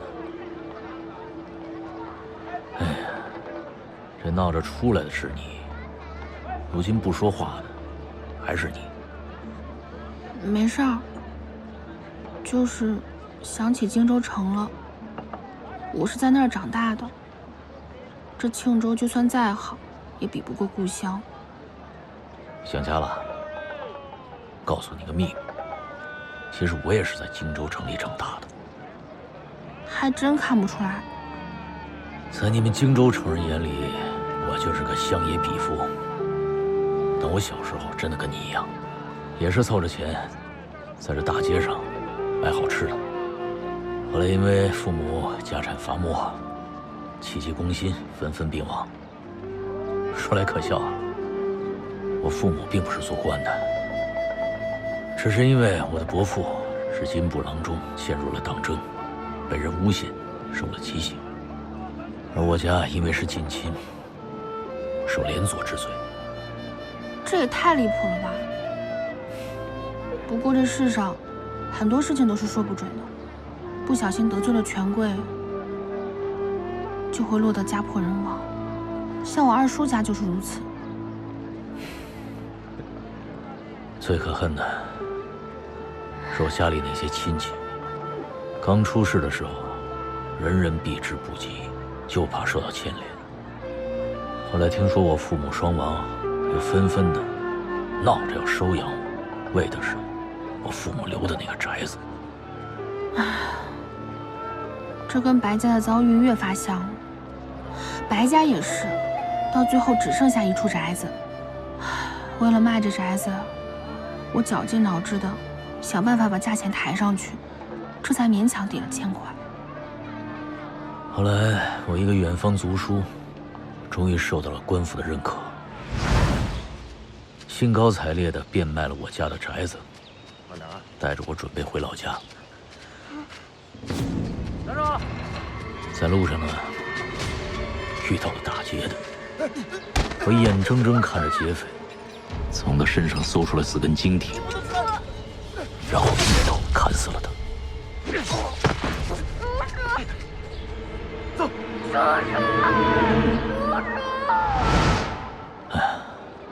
我父母住了一辈子的宅子，只换了4根金体，而这些钱又害了我远方族叔的命。我跟凤瑶这一路来庆州也很不容易，虽然遇到了商队的马车，但毕竟不是自家人，诸多不便就不说了。来到女学之后，更是怪事迭出。你笑什么？我想起你初到女学，这么破落的一个人，那是处处受限。啊，那都是读书人的地方，我束手束脚的，施展不开。不过凤瑶一受欺负，你就火冒三丈，拿着剪子就冲着山长去了。因为他跟别人不一样。凤瑶的阿爹是我二叔父，在我7岁那年，我阿爹就死了。我阿娘又是个没名分的外室，她诸病缠身，觉得时日不多的她，就想让我认祖归宗，所以她便决定去求我二叔父收留我。在去我二叔家的路上，他用一根红绸帕牵着我的手，他让我抓紧了，怕我跟不上，跟丢了。他让我和他保持距离，因为他生了一身的脓疱疮，怕过给我。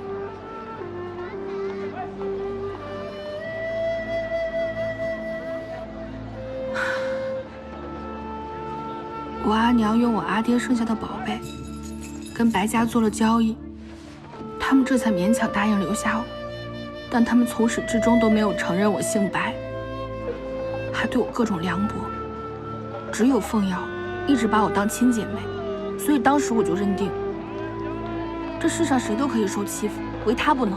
他对你有恩惠，你就愿意一直对他好？我乐意。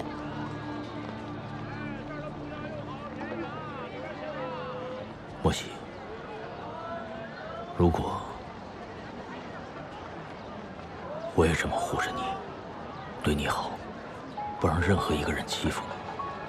你会不会记得我这份好，愿意留在我身边？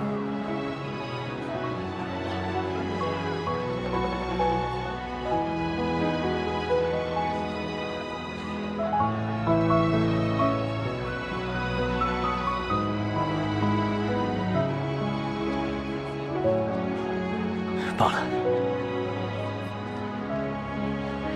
就当我没说过，没说过。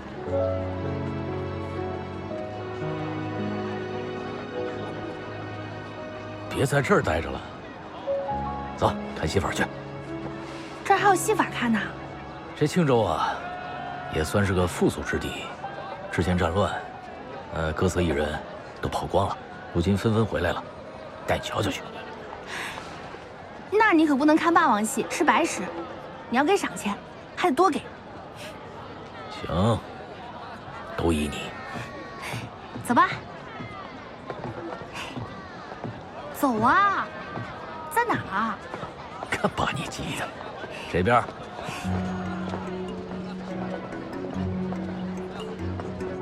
看好了，2个碗没问题，3个球没问题。看好了，把这个碗盖住，把这个球盖住。1、2、3，过去。看，球过去了。哎，仙人摘豆送给各位远道而来的客人们。哎，看好，碗在这儿，球在这儿。1、2、3，过去。哎，你以为在这儿？手在这儿。小五，来看好了，球带他们出去等着，别在这儿舞刀弄枪的。看好了。是。看，走。进去了。最后一个球拿过来。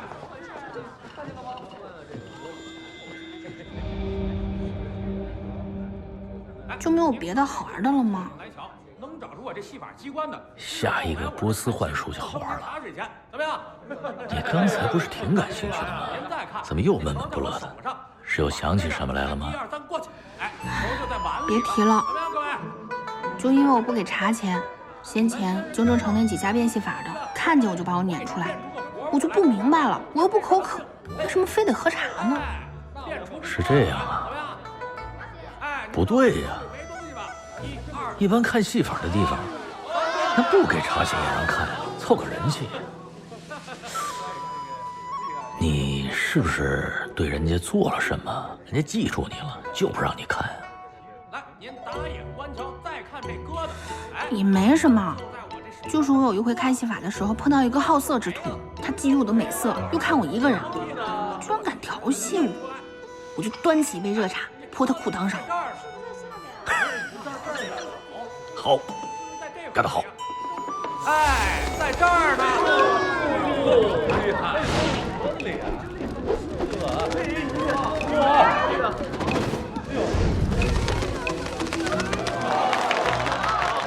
那话说回来，你为何对这地方如此熟悉啊？哎呀，我父母双亡之后，收养我的族叔也死在了强盗手里。那我10岁不到，就在街头流浪，实在饿得不行了，就给看戏法的客人端茶倒水，领点赏钱。时间久了呢，我就在这种地方打杂儿，所以这种戏法我再熟悉不过了。好，哎，我把它放在中央戊己土上，我东抓青龙，西抓白虎，南抓朱雀，北抓玄武。进去，哎，吹一口气儿。对不起，说快。没事，我知道你手快。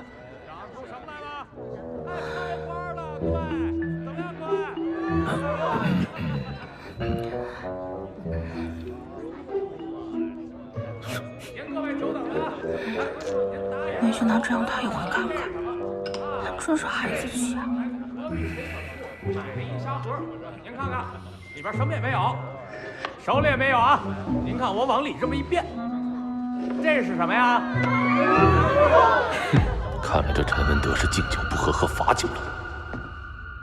二位请看，这万家贵率领5万精兵强将，对庆州城分4面展开包围之势，可是却围而不攻。他是在想什么呢？什么人？怎么会如此喧哗？侍卫呢？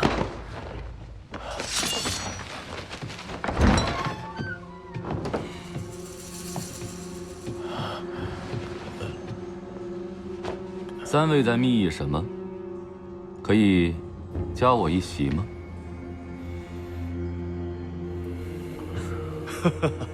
当然欢迎。昨日匆忙，还未请教明慧。至于我叫什么，你们不必多问。反正此次之后，大家各奔东西，各为其主。之后荣辱气数，还得看各家大人的。韦州虽是天下各州之首，但如此狂傲，不将众人放在眼里，只怕也是……秀州地处偏远，胡氏昆仲又不是同心同德，瑶州萧公倒是急公好义，可惜只是实力太弱，其他人更是鼠目寸光，不值得一提罢了。我说，你们的如意算盘，还是太过于异想天开了。你们知道，如今的朝廷衰微，是经不起两线作战的，所以就挑得北朔军和龙骧军陷入苦战，就可以对朝廷趁火打劫。无论是割地还是封王，你们都敢狮子大开口。一旦陈文德获胜，还能以联盟之谊染指铁矿，但你们却忘了，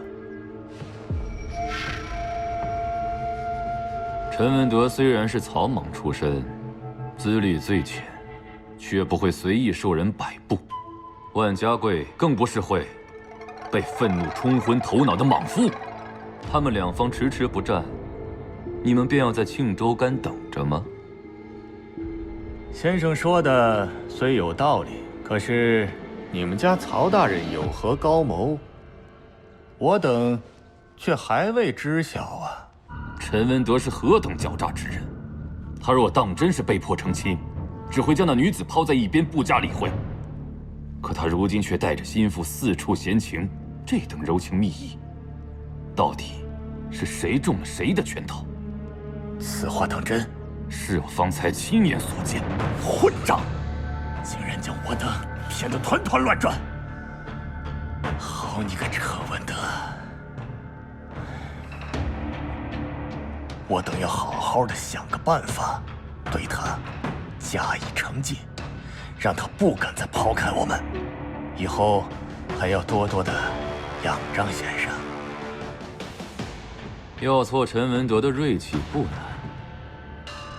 若要我们曹大人出手，还需诸位刺史配合，不可两面三刀，背后又向陈文德通风报信，图谋好处。如此，便是先生您多疑了。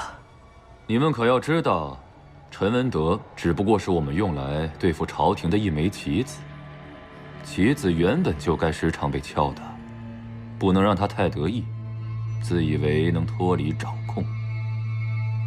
先生有何高谋？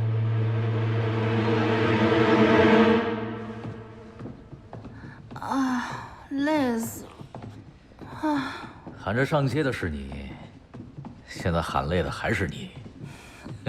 放桌上吧。女子生来就是这样，你个粗鲁的男子懂什么呀？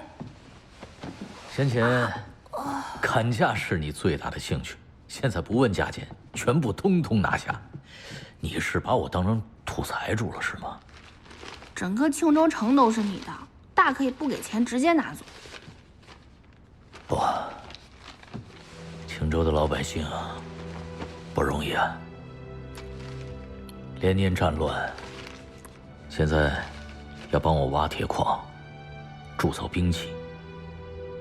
我作为他们的父母官，一定要善待他们。我原以为你会……怎么？以为我会纵容我的将士们烧杀掠夺？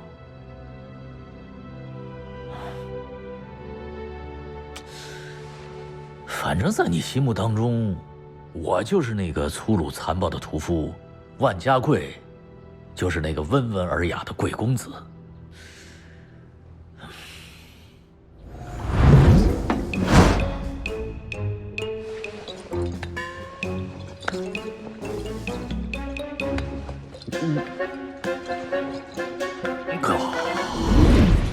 我可没说啊，是你自己提的万家贵。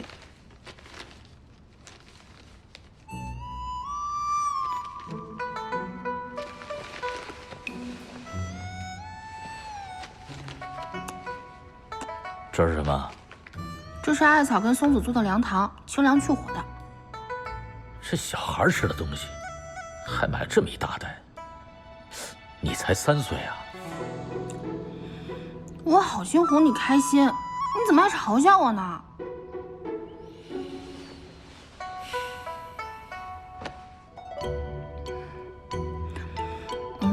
今天买了很多，下次继续啊。将军，怎么了？青州城来了刺客。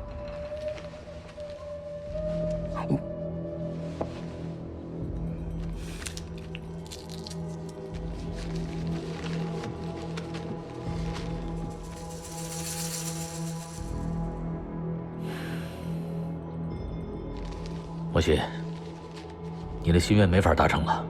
青州混入了刺客，要来取你的性命，你暂时不能离开这宅子了。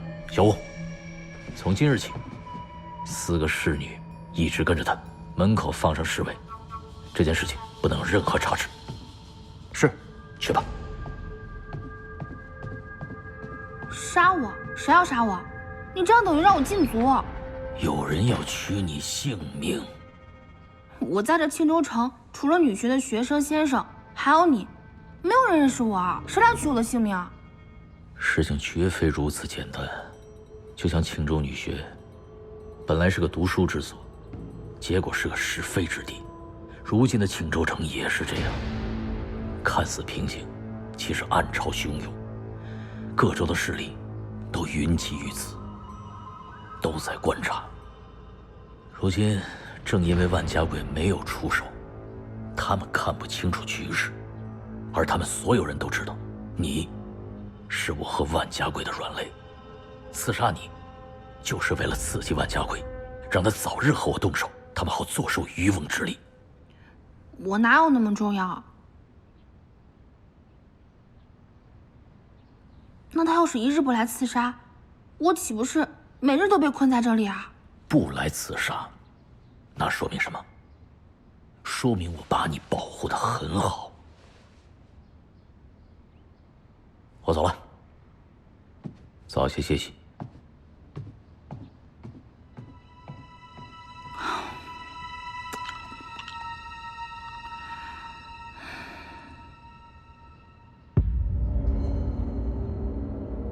你看你绣的什么呀？难看死了！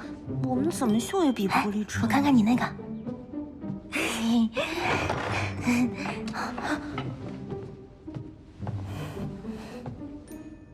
不必拘礼，你们干嘛呢？马上就是乞巧节了，我们在比试针线手艺呢。哎呀，我差点忘了，但这乞巧节是要由针线最好的绣娘来问针占卜的。你们4人打算谁去啊？自然是立春，她手艺最好。倒也是，我也想参加，但我的针线活实在太粗糙了。既然你的手艺最好，不如就由你来教我吧。是。那你们慢慢玩，立春我先带走了。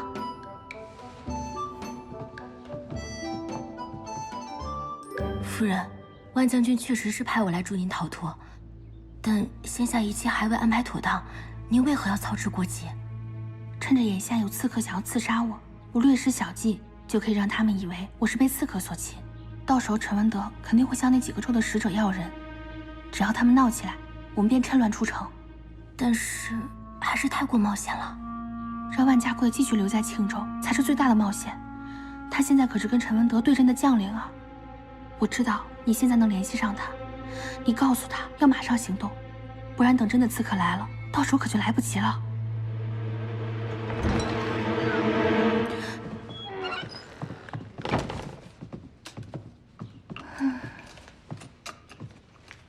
你们在这儿干什么呢？我拜师学艺啊。拜师学艺？学什么艺？这不是马上要乞巧节了吗？我这针线活儿……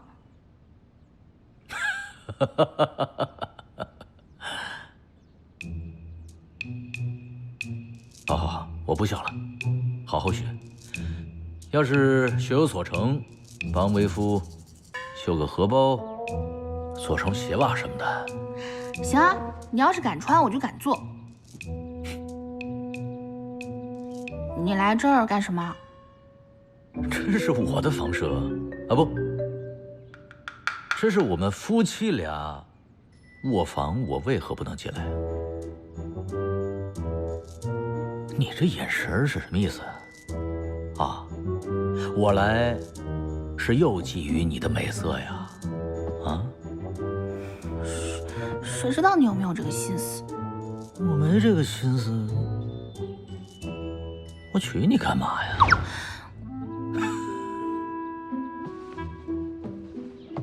夫人，你胆子也太大了。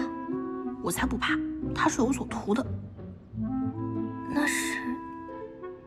你也听到了，他觊觎我的美色。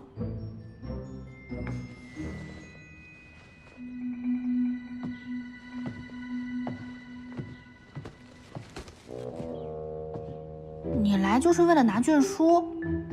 看到了，是不是很失望啊？哎呀，是不是觉得自己还比不过一卷书？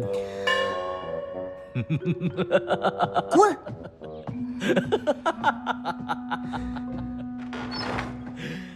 哎，好玩，有意思。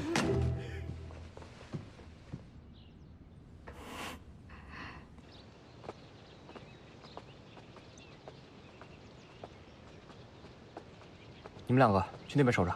是。这是怎么了？是在严防刺客，护您的周全。我这大门不出二门不迈的，哪来的危险啊？这处宅子现下是将军的住所，免不了有一些人会来来往往，免得出了些岔子。不让我出门，那我要是想见谁的话，可以帮我请来吧？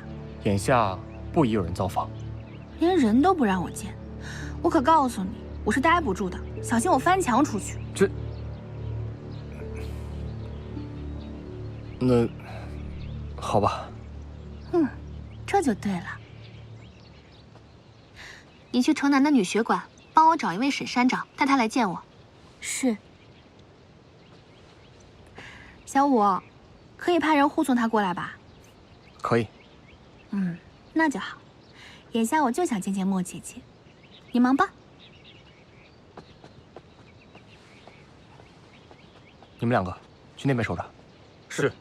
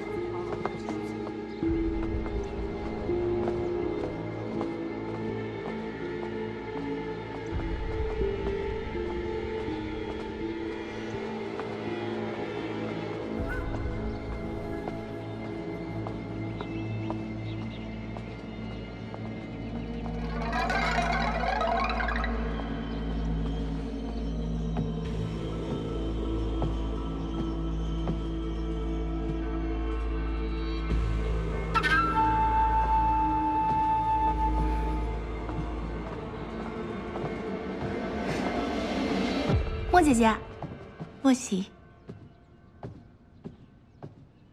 凤瑶呢？来，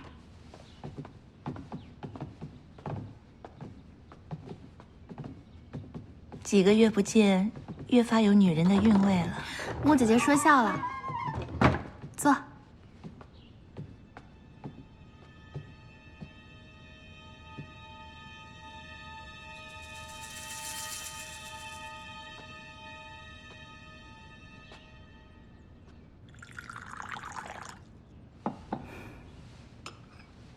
莫姐姐，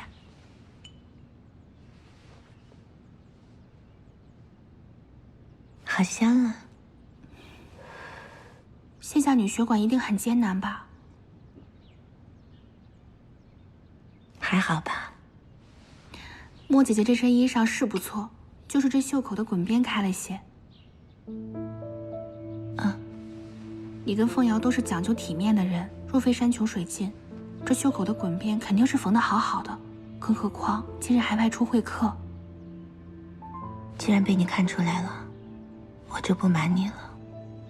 因为战乱，血馆的学生们大多都已经回家，剩下的也是外乡一时无法启程。血馆的杂役都已经逃跑，都是先生们轮流值守。眼下我们的粮食、衣服都不足，想来购买，却囊中羞涩。莫姐姐不用太担心，等我回头跟陈将军说说，让他从军中接济点粮食给你们。真的吗？那就太好了。莫喜，你把我叫来，不只是为了叙旧吧？你跟凤瑶过得好吗？在这儿倒是衣食无缺，就是……怎么了？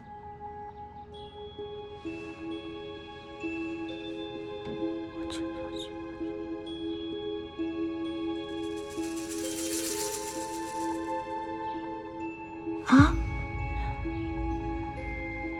你疯了？你现在是陈将军的新娘子，凤瑶就是他的俘虏，万一被他知道了，那可不得了。莫姐姐，你放心，我不会让你太为难的。这次我可能没法帮你们，我就算自己愿意豁出性命，也要为学馆的老师和学生们着想啊。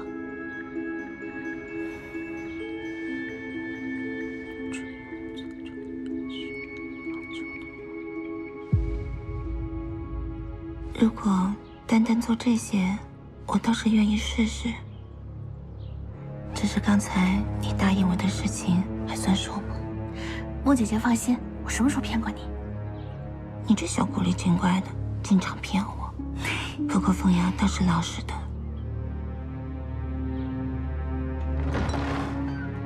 莫姐姐请。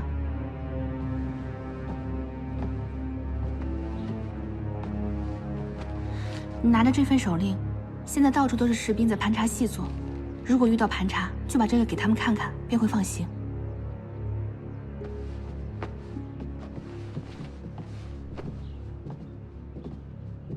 等一下，这里是什么？不过是一些吃食糕点，这也要看吗？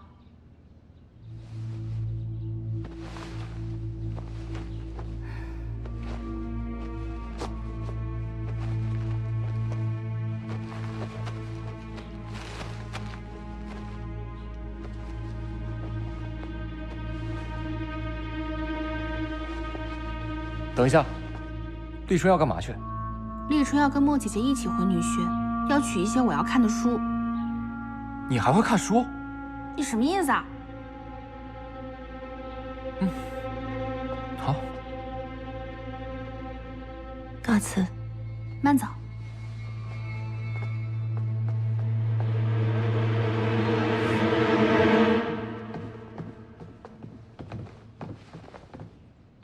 你别看我没读过书，凤瑶可是教过我的。那些什么诗词歌赋，我耳濡目染也是学过一些的。飞龙在渊飞龙求，龙入长空云自愁。后半句是什么？什么云什么龙？后半句是荒草西风严古道，几人归去几人留。这是著名前朝大诗人童玉的诗，若当真读过书，不可能不知道的。你居然还懂诗呢？略懂。瞧你那装模作样的架势，懂几句诗怎么了？还不是要在这儿给本娘子看门？你可得好好看呢，大将军身边可少不了你呢。大将军让我守在这里，这是军令。那他让你看多久啊？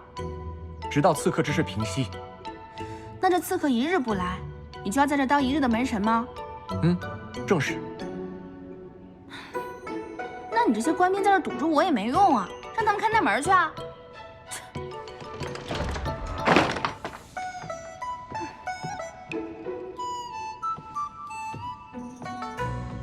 你们都去门口守着去。是。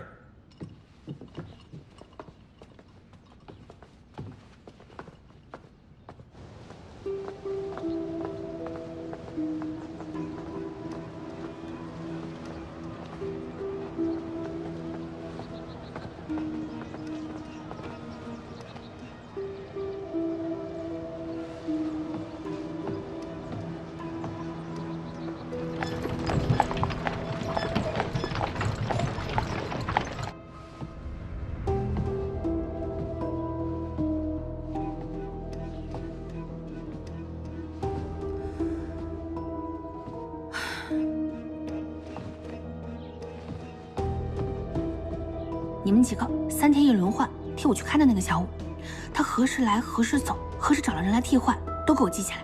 夫人，每日都要吗？每日都要，切记千万不要被他看出来了。是。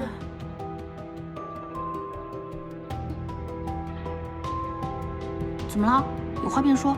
夫人，西厢房的凤瑶娘子，这几日好像有些茶饭不思，送去的吃食都没怎么动。那你怎么不早说呢？别跟着我。是。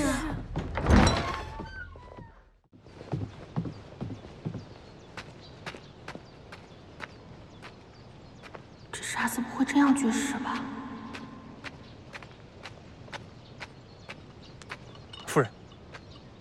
夫人今日怎么有空驾临？没事我就不能来了吗？能来能来，是小人不会说话，胡言乱语，还请夫人千万不要动气。凤瑶这2日怎么样？凤瑶娘子除了食欲不佳以外，倒也没有什么其他异常。凤瑶每日被关在这里，除了吃睡，什么事情都做不了。既然她现在连饭都不肯吃了，为何不来禀告我？如果她真出了什么事，你们担当得起吗？是小人的错。还不开门让我进去？是。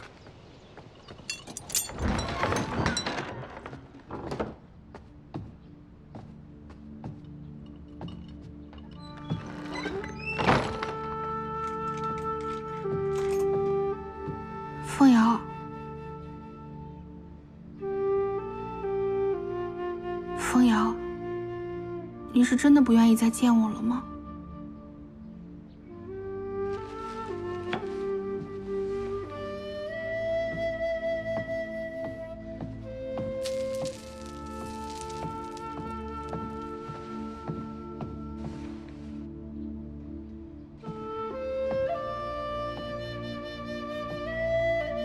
凤瑶，你就那么恨我吗？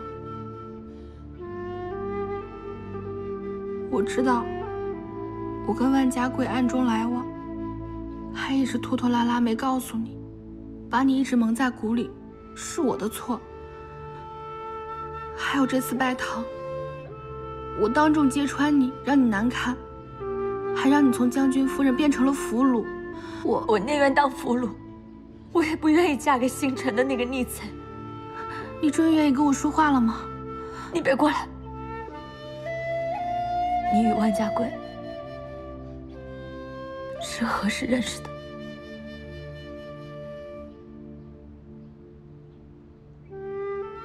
是在荆州城战乱的时候，我偷偷救了他。我与他认识，远早于你们相见。横插一脚，破坏姻缘的人是我。可是你们自小也定下了亲事。他一心一意的想要退婚，是为了你吧？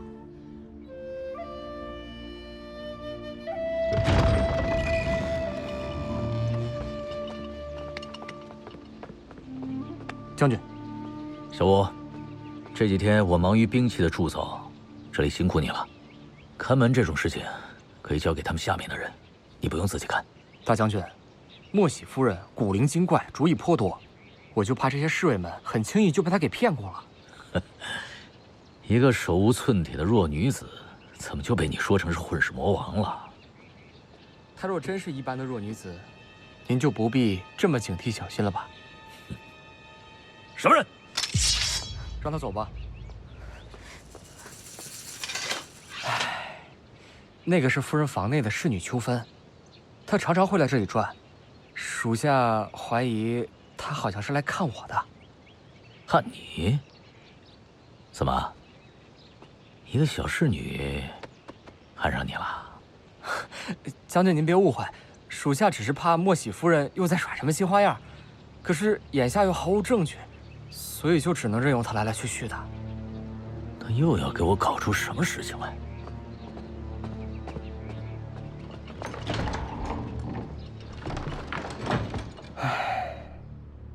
他为了你，退婚倒是退得利索，可不成想，你为了保护我，竟然伪造出了一份遗书，还将自己的定情信物都搭上。我何德何能让你为我做这些？我欠你的，我这辈子怎么还？我不需要你还，我只要你好好活着。可是我在意。我一想到我现在能好好的活着，都是你用自己美好的姻缘换来的，我就觉得心如刀割，我全身就像被针刺了一般。所谓大恩成仇，可能便是如此吧。那你恨我吗？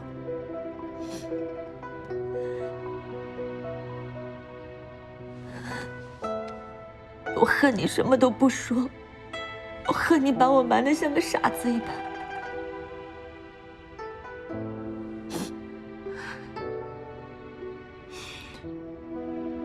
一开始我得知万家贵的死讯，便觉得人死如灯灭，所以为了救你，才编了那些谎言。可我没想到他居然还活着，是我谎话编得太多，最后圆不过来了。我能苟活于此，都是托了你的福。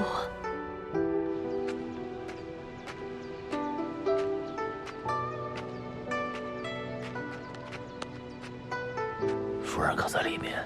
在。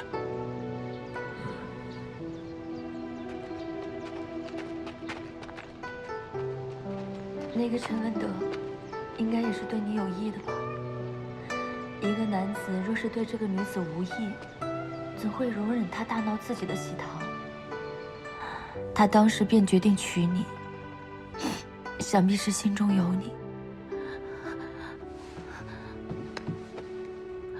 凤瑶，你一早不是也说了吗？那陈文德是朝廷的叛军，而且我跟他还不算真正的夫妻。你是说，你跟他还没有夫妻之实？嗯。不行，太好了！万家贵，朝廷的军马应该会来救我们的，你跟他还有机会重续前缘。那你怎么办？我能好好活着，都是因为你。若不是你救我，我早就嫁给无相的痴呆儿子，苟活于世了。你如果不替我代嫁陈文德，我也为了守节已经自尽了。我这条命都是你给的，我会有什么怨言啊？但是你跟万家贵是父母之命媒妁之言，你们还拍过堂。但是他心中的人是你，我也能看得出来，你心里也有万家贵。那陈文德根本就不是你的良配，你千万不要被他的花言巧语所迷惑了。他现在对你好，是因为贪图你的美色，对你百依百顺。但是将来呢？他毕竟是朝廷的叛贼，你要跟他亡命天涯吗？早知道就不留着这个白凤瑶了。莫喜，你答应我，你一定要答应我，不要贪图他任何的小恩小惠，我们还要想办法逃走呢。这正是我要跟你说的，真的。要不输的小白眼狼。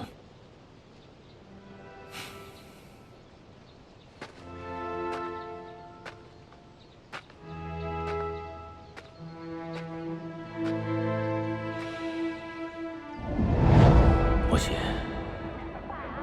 如果我也愿意一直对你好，不让任何一个人欺负你，你会不会记得我这份好？愿意留在我身边？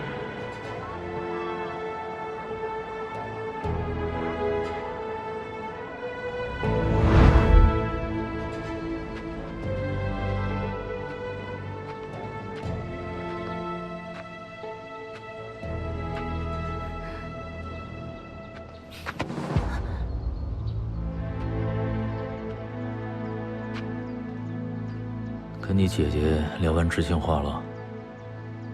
你一直这么关着凤瑶，对你来说也没用啊。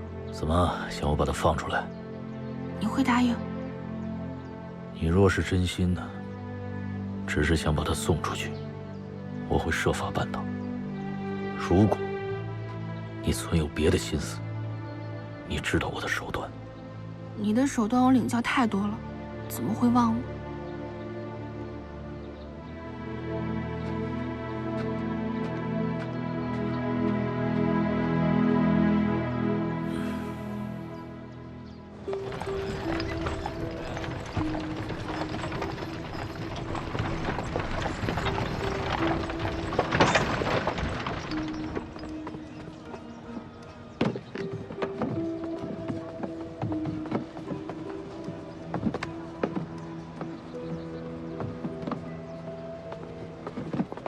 你们都小心点儿，这些书和书柜都上年岁了，弄坏了就不好了。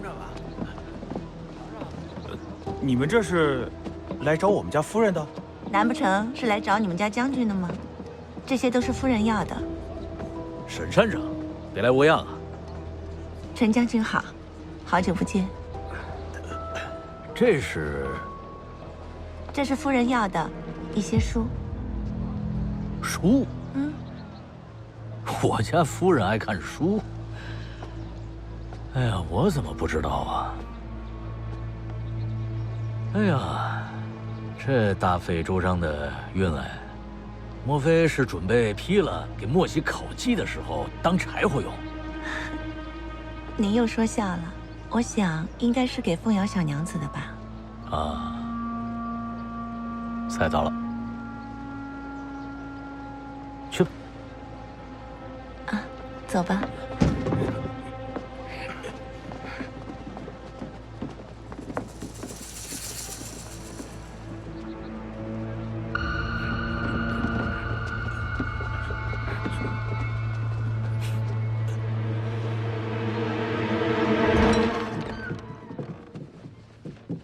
你们都小心一点儿。哎，慢点，慢点啊！慢点，小心一点儿。这些都是很珍贵的书籍。放着吧。慢点，慢点。多谢莫姐姐了。姐妹之间何言谢呢？你们先去隔壁喝茶吧，我跟莫姐姐还有话要说。是。辛苦你们了。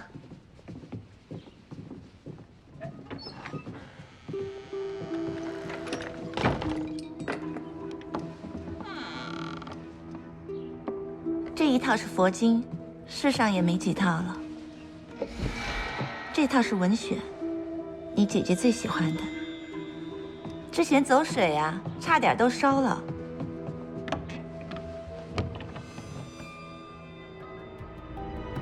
这是为了防山贼而造，勉强可以藏2个人。我还给你带了《伽蓝录》，里面有很多有趣的小故事，有时间啊，让你姐姐说给你听。多谢莫姐姐啦。凤瑶呢？待会儿带你去见她。好。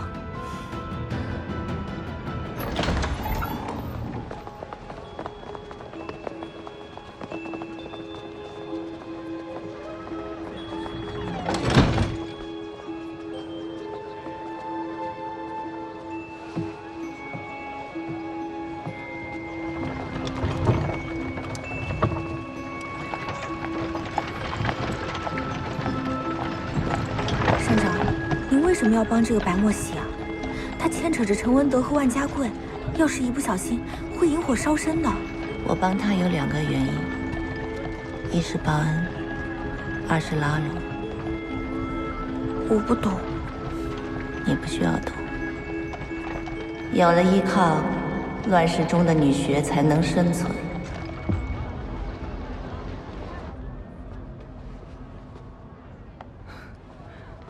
将军，照事先的安排，我们只能在庆州城里待5日，多了怕有危险。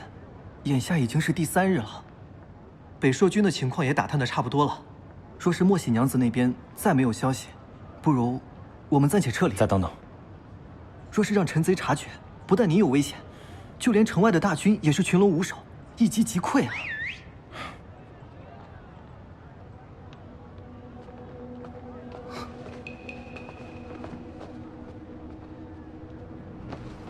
立春来了，有莫喜的消息了。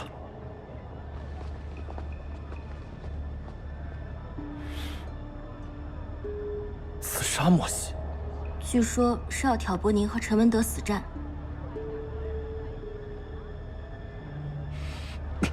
无耻！朝廷整治多事之秋，这些刺史不说为国家效力，竟想着让朝廷跟陈文德拼个你死我活，他们渔翁得利。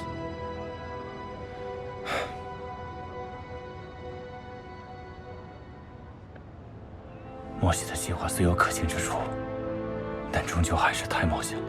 娘子说了，他1日逃不出去，您便要在此地多等1日，您才是当真的身处险境。好，我会按照约定的时间接他们。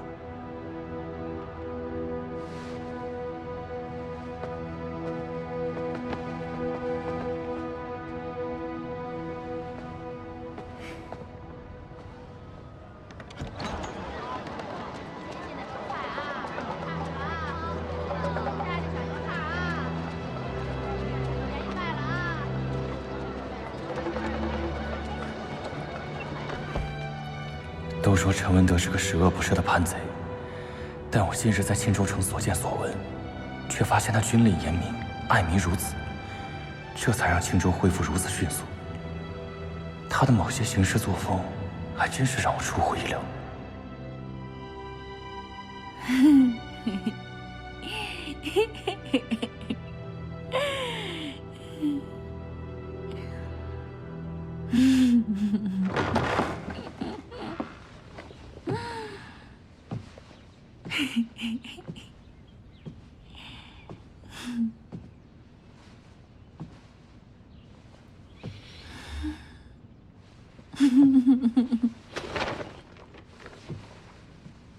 刚才乐什么乐呀？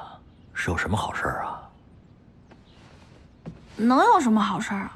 莫姐姐给我送来了一柜子书，我又顺便跟她叙了叙旧。怎么突然喜欢上看书了？你们主仆俩真是一个德行，狗嘴吐不出象牙，说话都那么难听。你说小五啊？他说什么了？他说我居然也看起书来了，怎么了？我就不能看书了？你的正头娘子就必须是个无知的蠢妇呗？去，那么看不上我，为何不娶凤瑶呢？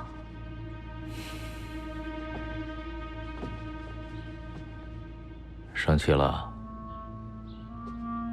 哎，我不过是说了一句，你看看你气性多大。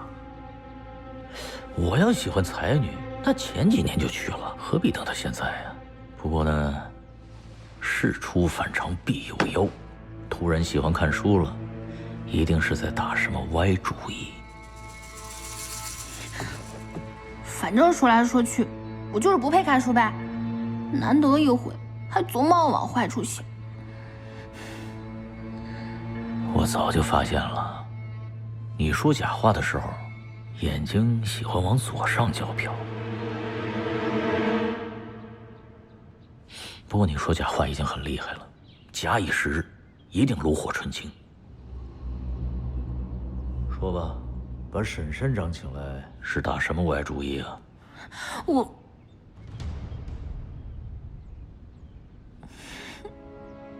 怎么了？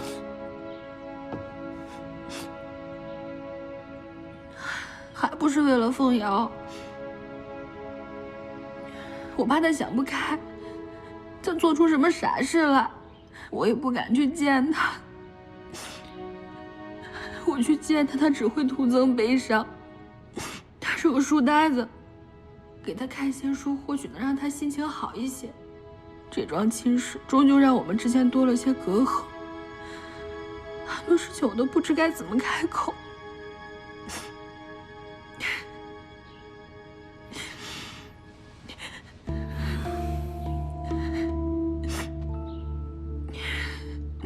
我看他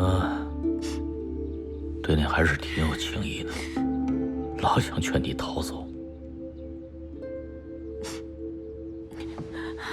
他是个死脑筋，他认定你是乱臣贼子，肯定会劝我逃走啊。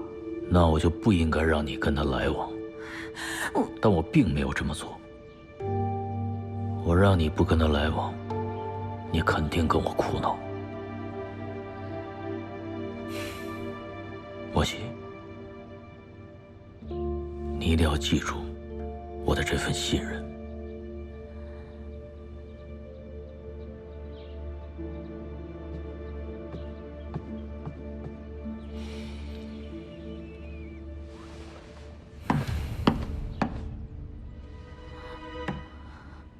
好木头啊，有些年岁了，不愧是百年女学，有根基的。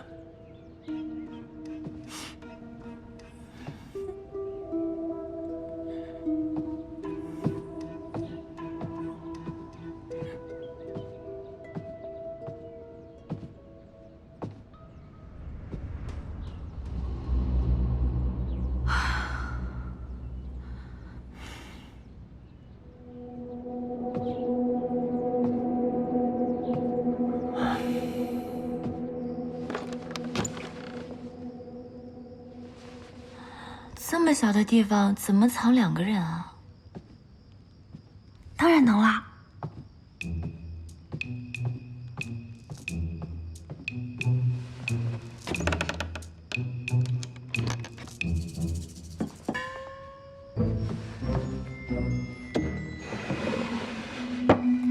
看，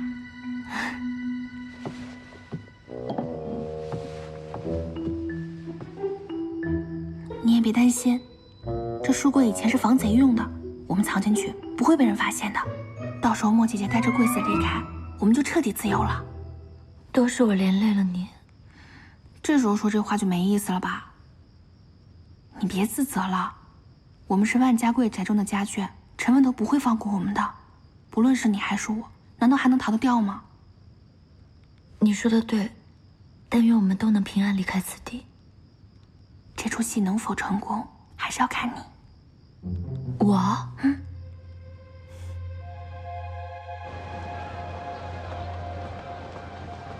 等等，这里面装的什么？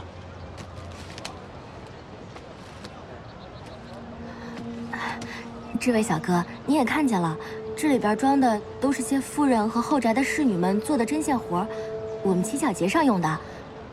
而且，这里边都是一些女人用的肚兜啊、手帕什么的，你这么用手捏来捏去，不太好吧？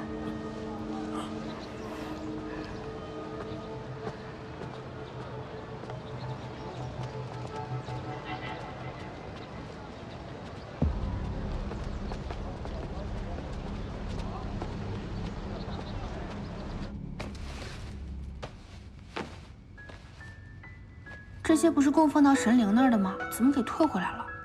夫人，这些已经在巧娘娘的神位前供奉过了。那乞巧的结果呢？我们呀，先将绣品放在巧娘娘的神像前，之后把绣针放到水里，大多很快就沉下去了。只有1根针在水面上荡漾出各种的花样。谁的？是凤瑶娘子的。真厉害，果然还是凤瑶的绣工最好。不过啊，娘娘庙的看着人说了，夫人您的那根针一直在水面上飘着，是最后一个沉下去的。这说明夫人您福寿绵长，运道在后面呢。真的假的？我可没听过这种说法，你是在恭维我呢吧？夫人，千真万确，周围的夫人们都看见了，都说啊，您是有福之人呐。唉，有没有福我倒是不知道，眼下麻烦事儿是挺多的。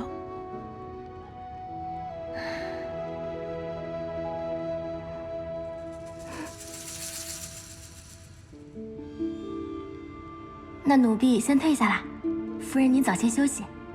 嗯。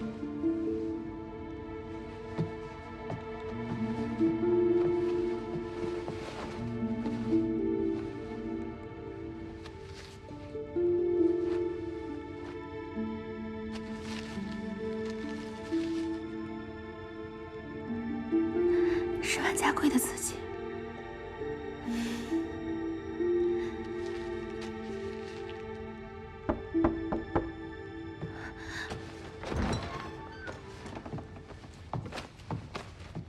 还没睡呢？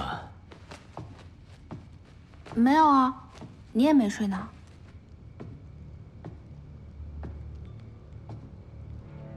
你怎么看上去很紧张啊？我没有啊。这是什么？哦，就是一些乞巧节用的东西。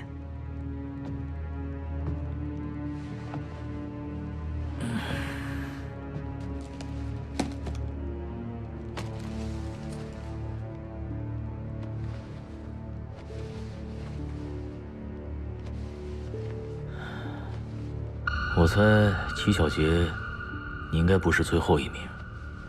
你若是垫底，你这么争强好胜的，早就把这些东西全扔了。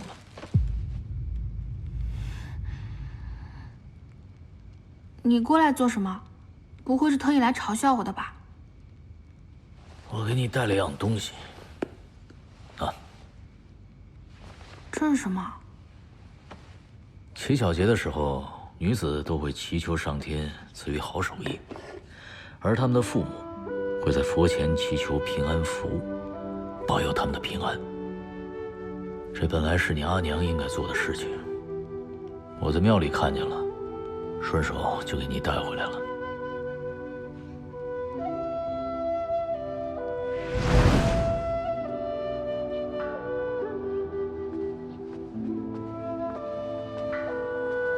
莫喜跪下。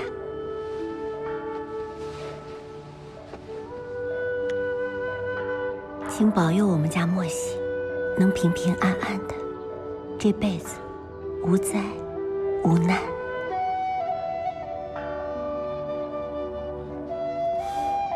将来再找个如意郎君。莫喜，像娘这样，你看着。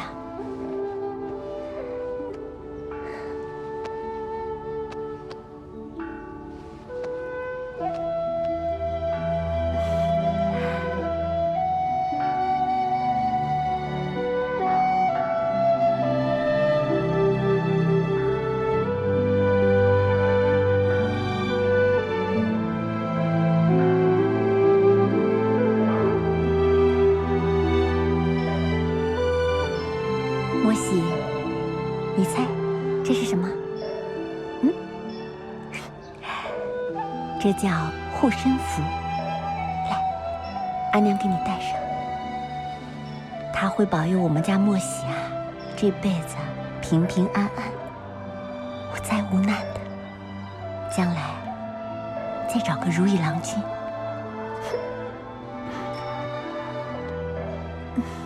走，阿娘带你买糖吃。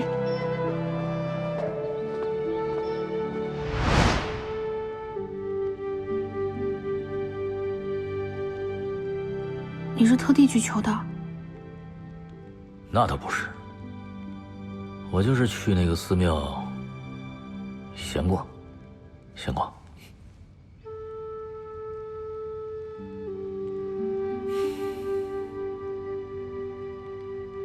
好了，你早点休息吧，我也回去歇息了。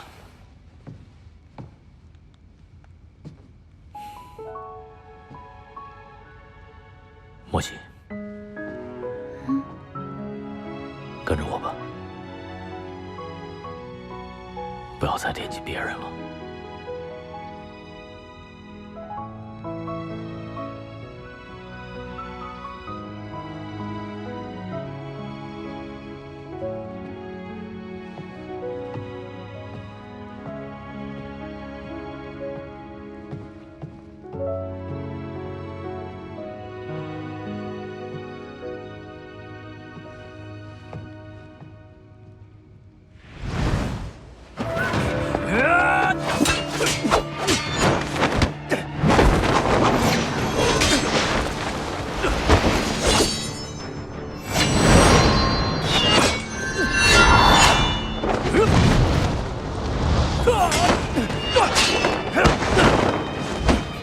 莫西是我的。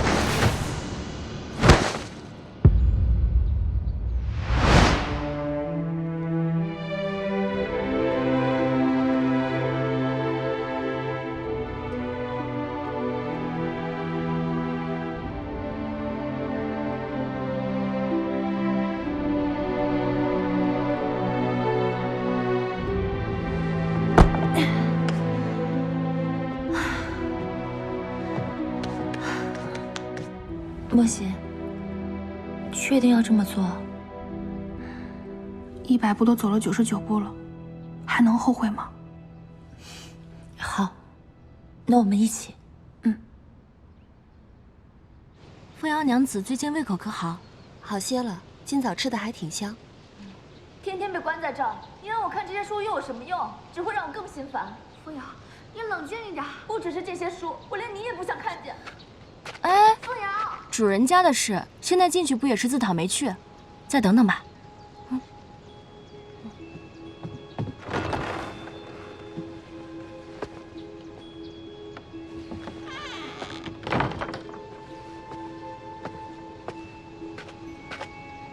赶紧把书柜搬到我那儿去。还有，凤瑶心情不好，先睡下了，你们可别去吵醒她。是。还不赶紧找人去把书柜搬出来？走。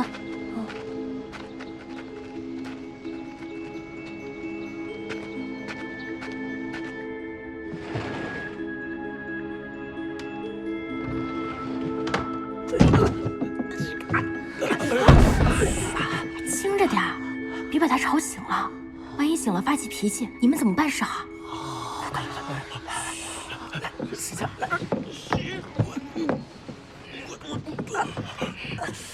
慢点，轻点，轻点。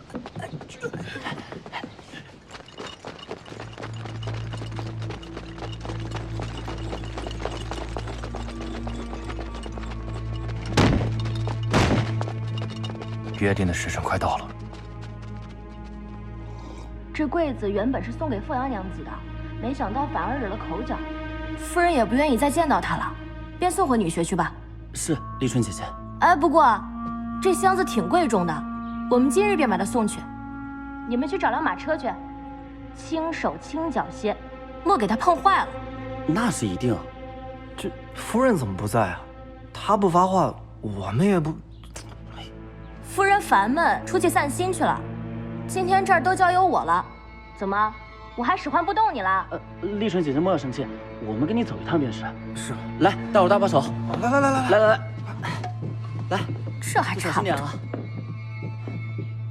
轻着点啊！慢点，来。哎，什么声响啊？肯定是你们刚才一不小心碰到这个书柜了，弄里面书七扭八歪的，这里边可都是古籍，万一碰坏了，你们怎么跟女学交代？啊？是，大家都轻点啊！好，轻点，小心点啊！来，2、3、起！来。轻着点，轻着点，千万别破坏了啊！这里面都是书，慢点，小心，看路啊！来，慢点啊！慢点，慢点，慢点，注意台阶，慢点，来，注意台阶啊！慢点，来。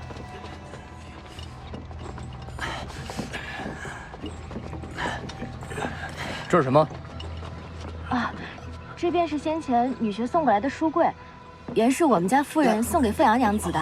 没想到她非但不喜欢，还大发脾气呢。这不，我们夫人现在不想看见了，让我们给送回去呢。把柜子打开。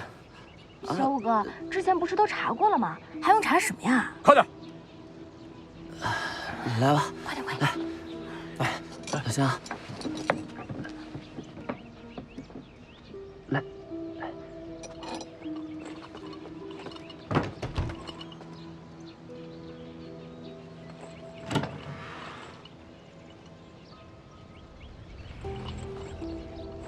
嗯，快！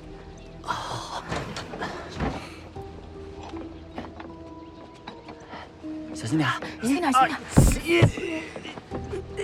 走，慢点。等一下，又怎么了呀？这书柜的重量不轻，我倒知道，可也没必要这么多人抬吧？竟然还这般吃力的模样。那是因为啊，我们家夫人把万家剩下的那些古籍都装进去了，要送给女婿，自然变重了些。那也没有这么多人抬还这般吃力的道理。不必多说，把书柜放下，我要好好检查。这，放下。放，小香。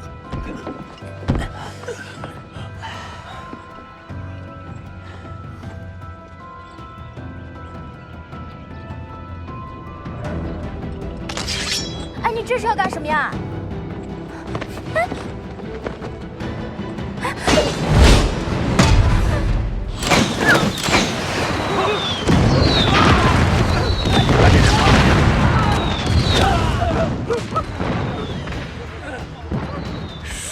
神妖火箭，发生什么事了？小五哥，小五哥，不好了！附近2座大营都被神鸦火箭攻击，将军是在西界那座。你说什么？走，好。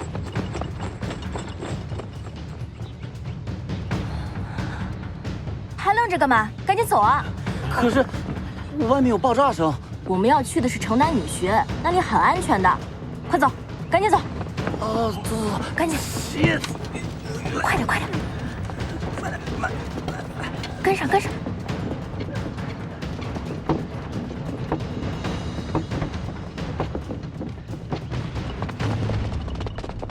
似乎陈文德的几座大营都在受到神鸦火箭的攻击。没有我的将令，任何人不得使用神鸦火箭。究竟是谁敢抗力不遵？先不管这些了，救人要紧。莫邪聪明伶俐，李春也很能干，他们定会设法逃离。但如今城中乱作一团，他们难免有危险。我们去接应一下。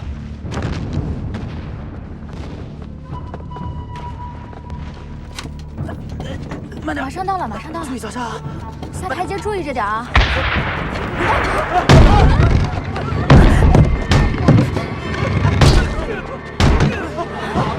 你们怎么回事？这么点小事都办不好？这柜子可是古物，若是损坏了，把你们卖了都赔不起。额头流血了，我没事儿。赶紧抬起来，小心着点。马车就在那儿，快抬起来，小心着点。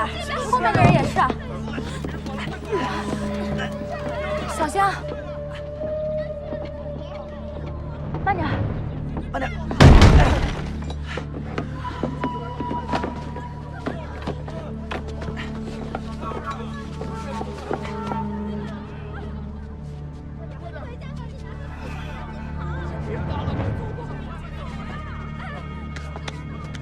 罢了罢了，你们既然害怕，就先走吧，我一个人送过去就可以了。走走。那管家会不会责怪我们？不关你们的事，到了自会有人来搬的。走吧，走吧，走吧。走吧，走吧。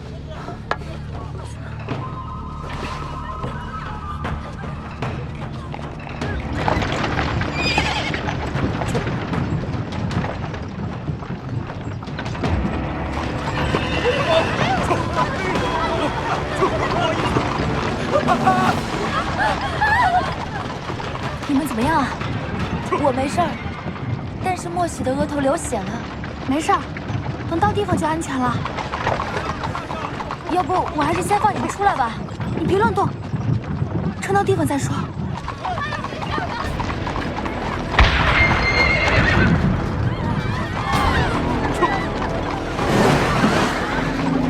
大营那边真的炸了，不管怎么样，先到西城门再说。好。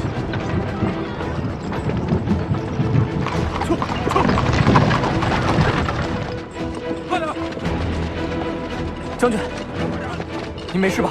不是让你看家吗？可是大营这边说遭袭，我担心你。哎，这点小打小闹算什么？是将军府的方向。走，夫人还在那儿。不用担心，夫人比你聪明。不出我所料的话，她现在应该不在家里。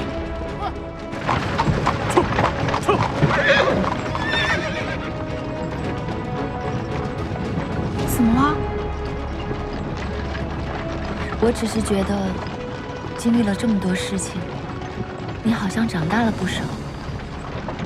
你现在思虑周全，也懂得些人情世故了。你先前总是天不怕地不怕的，总是要替你操心，这样也好。我总不能替你操心一辈子。都什么时候了，还在说这个？我们现在在逃亡的路上呢，等顺利逃出去再说吧。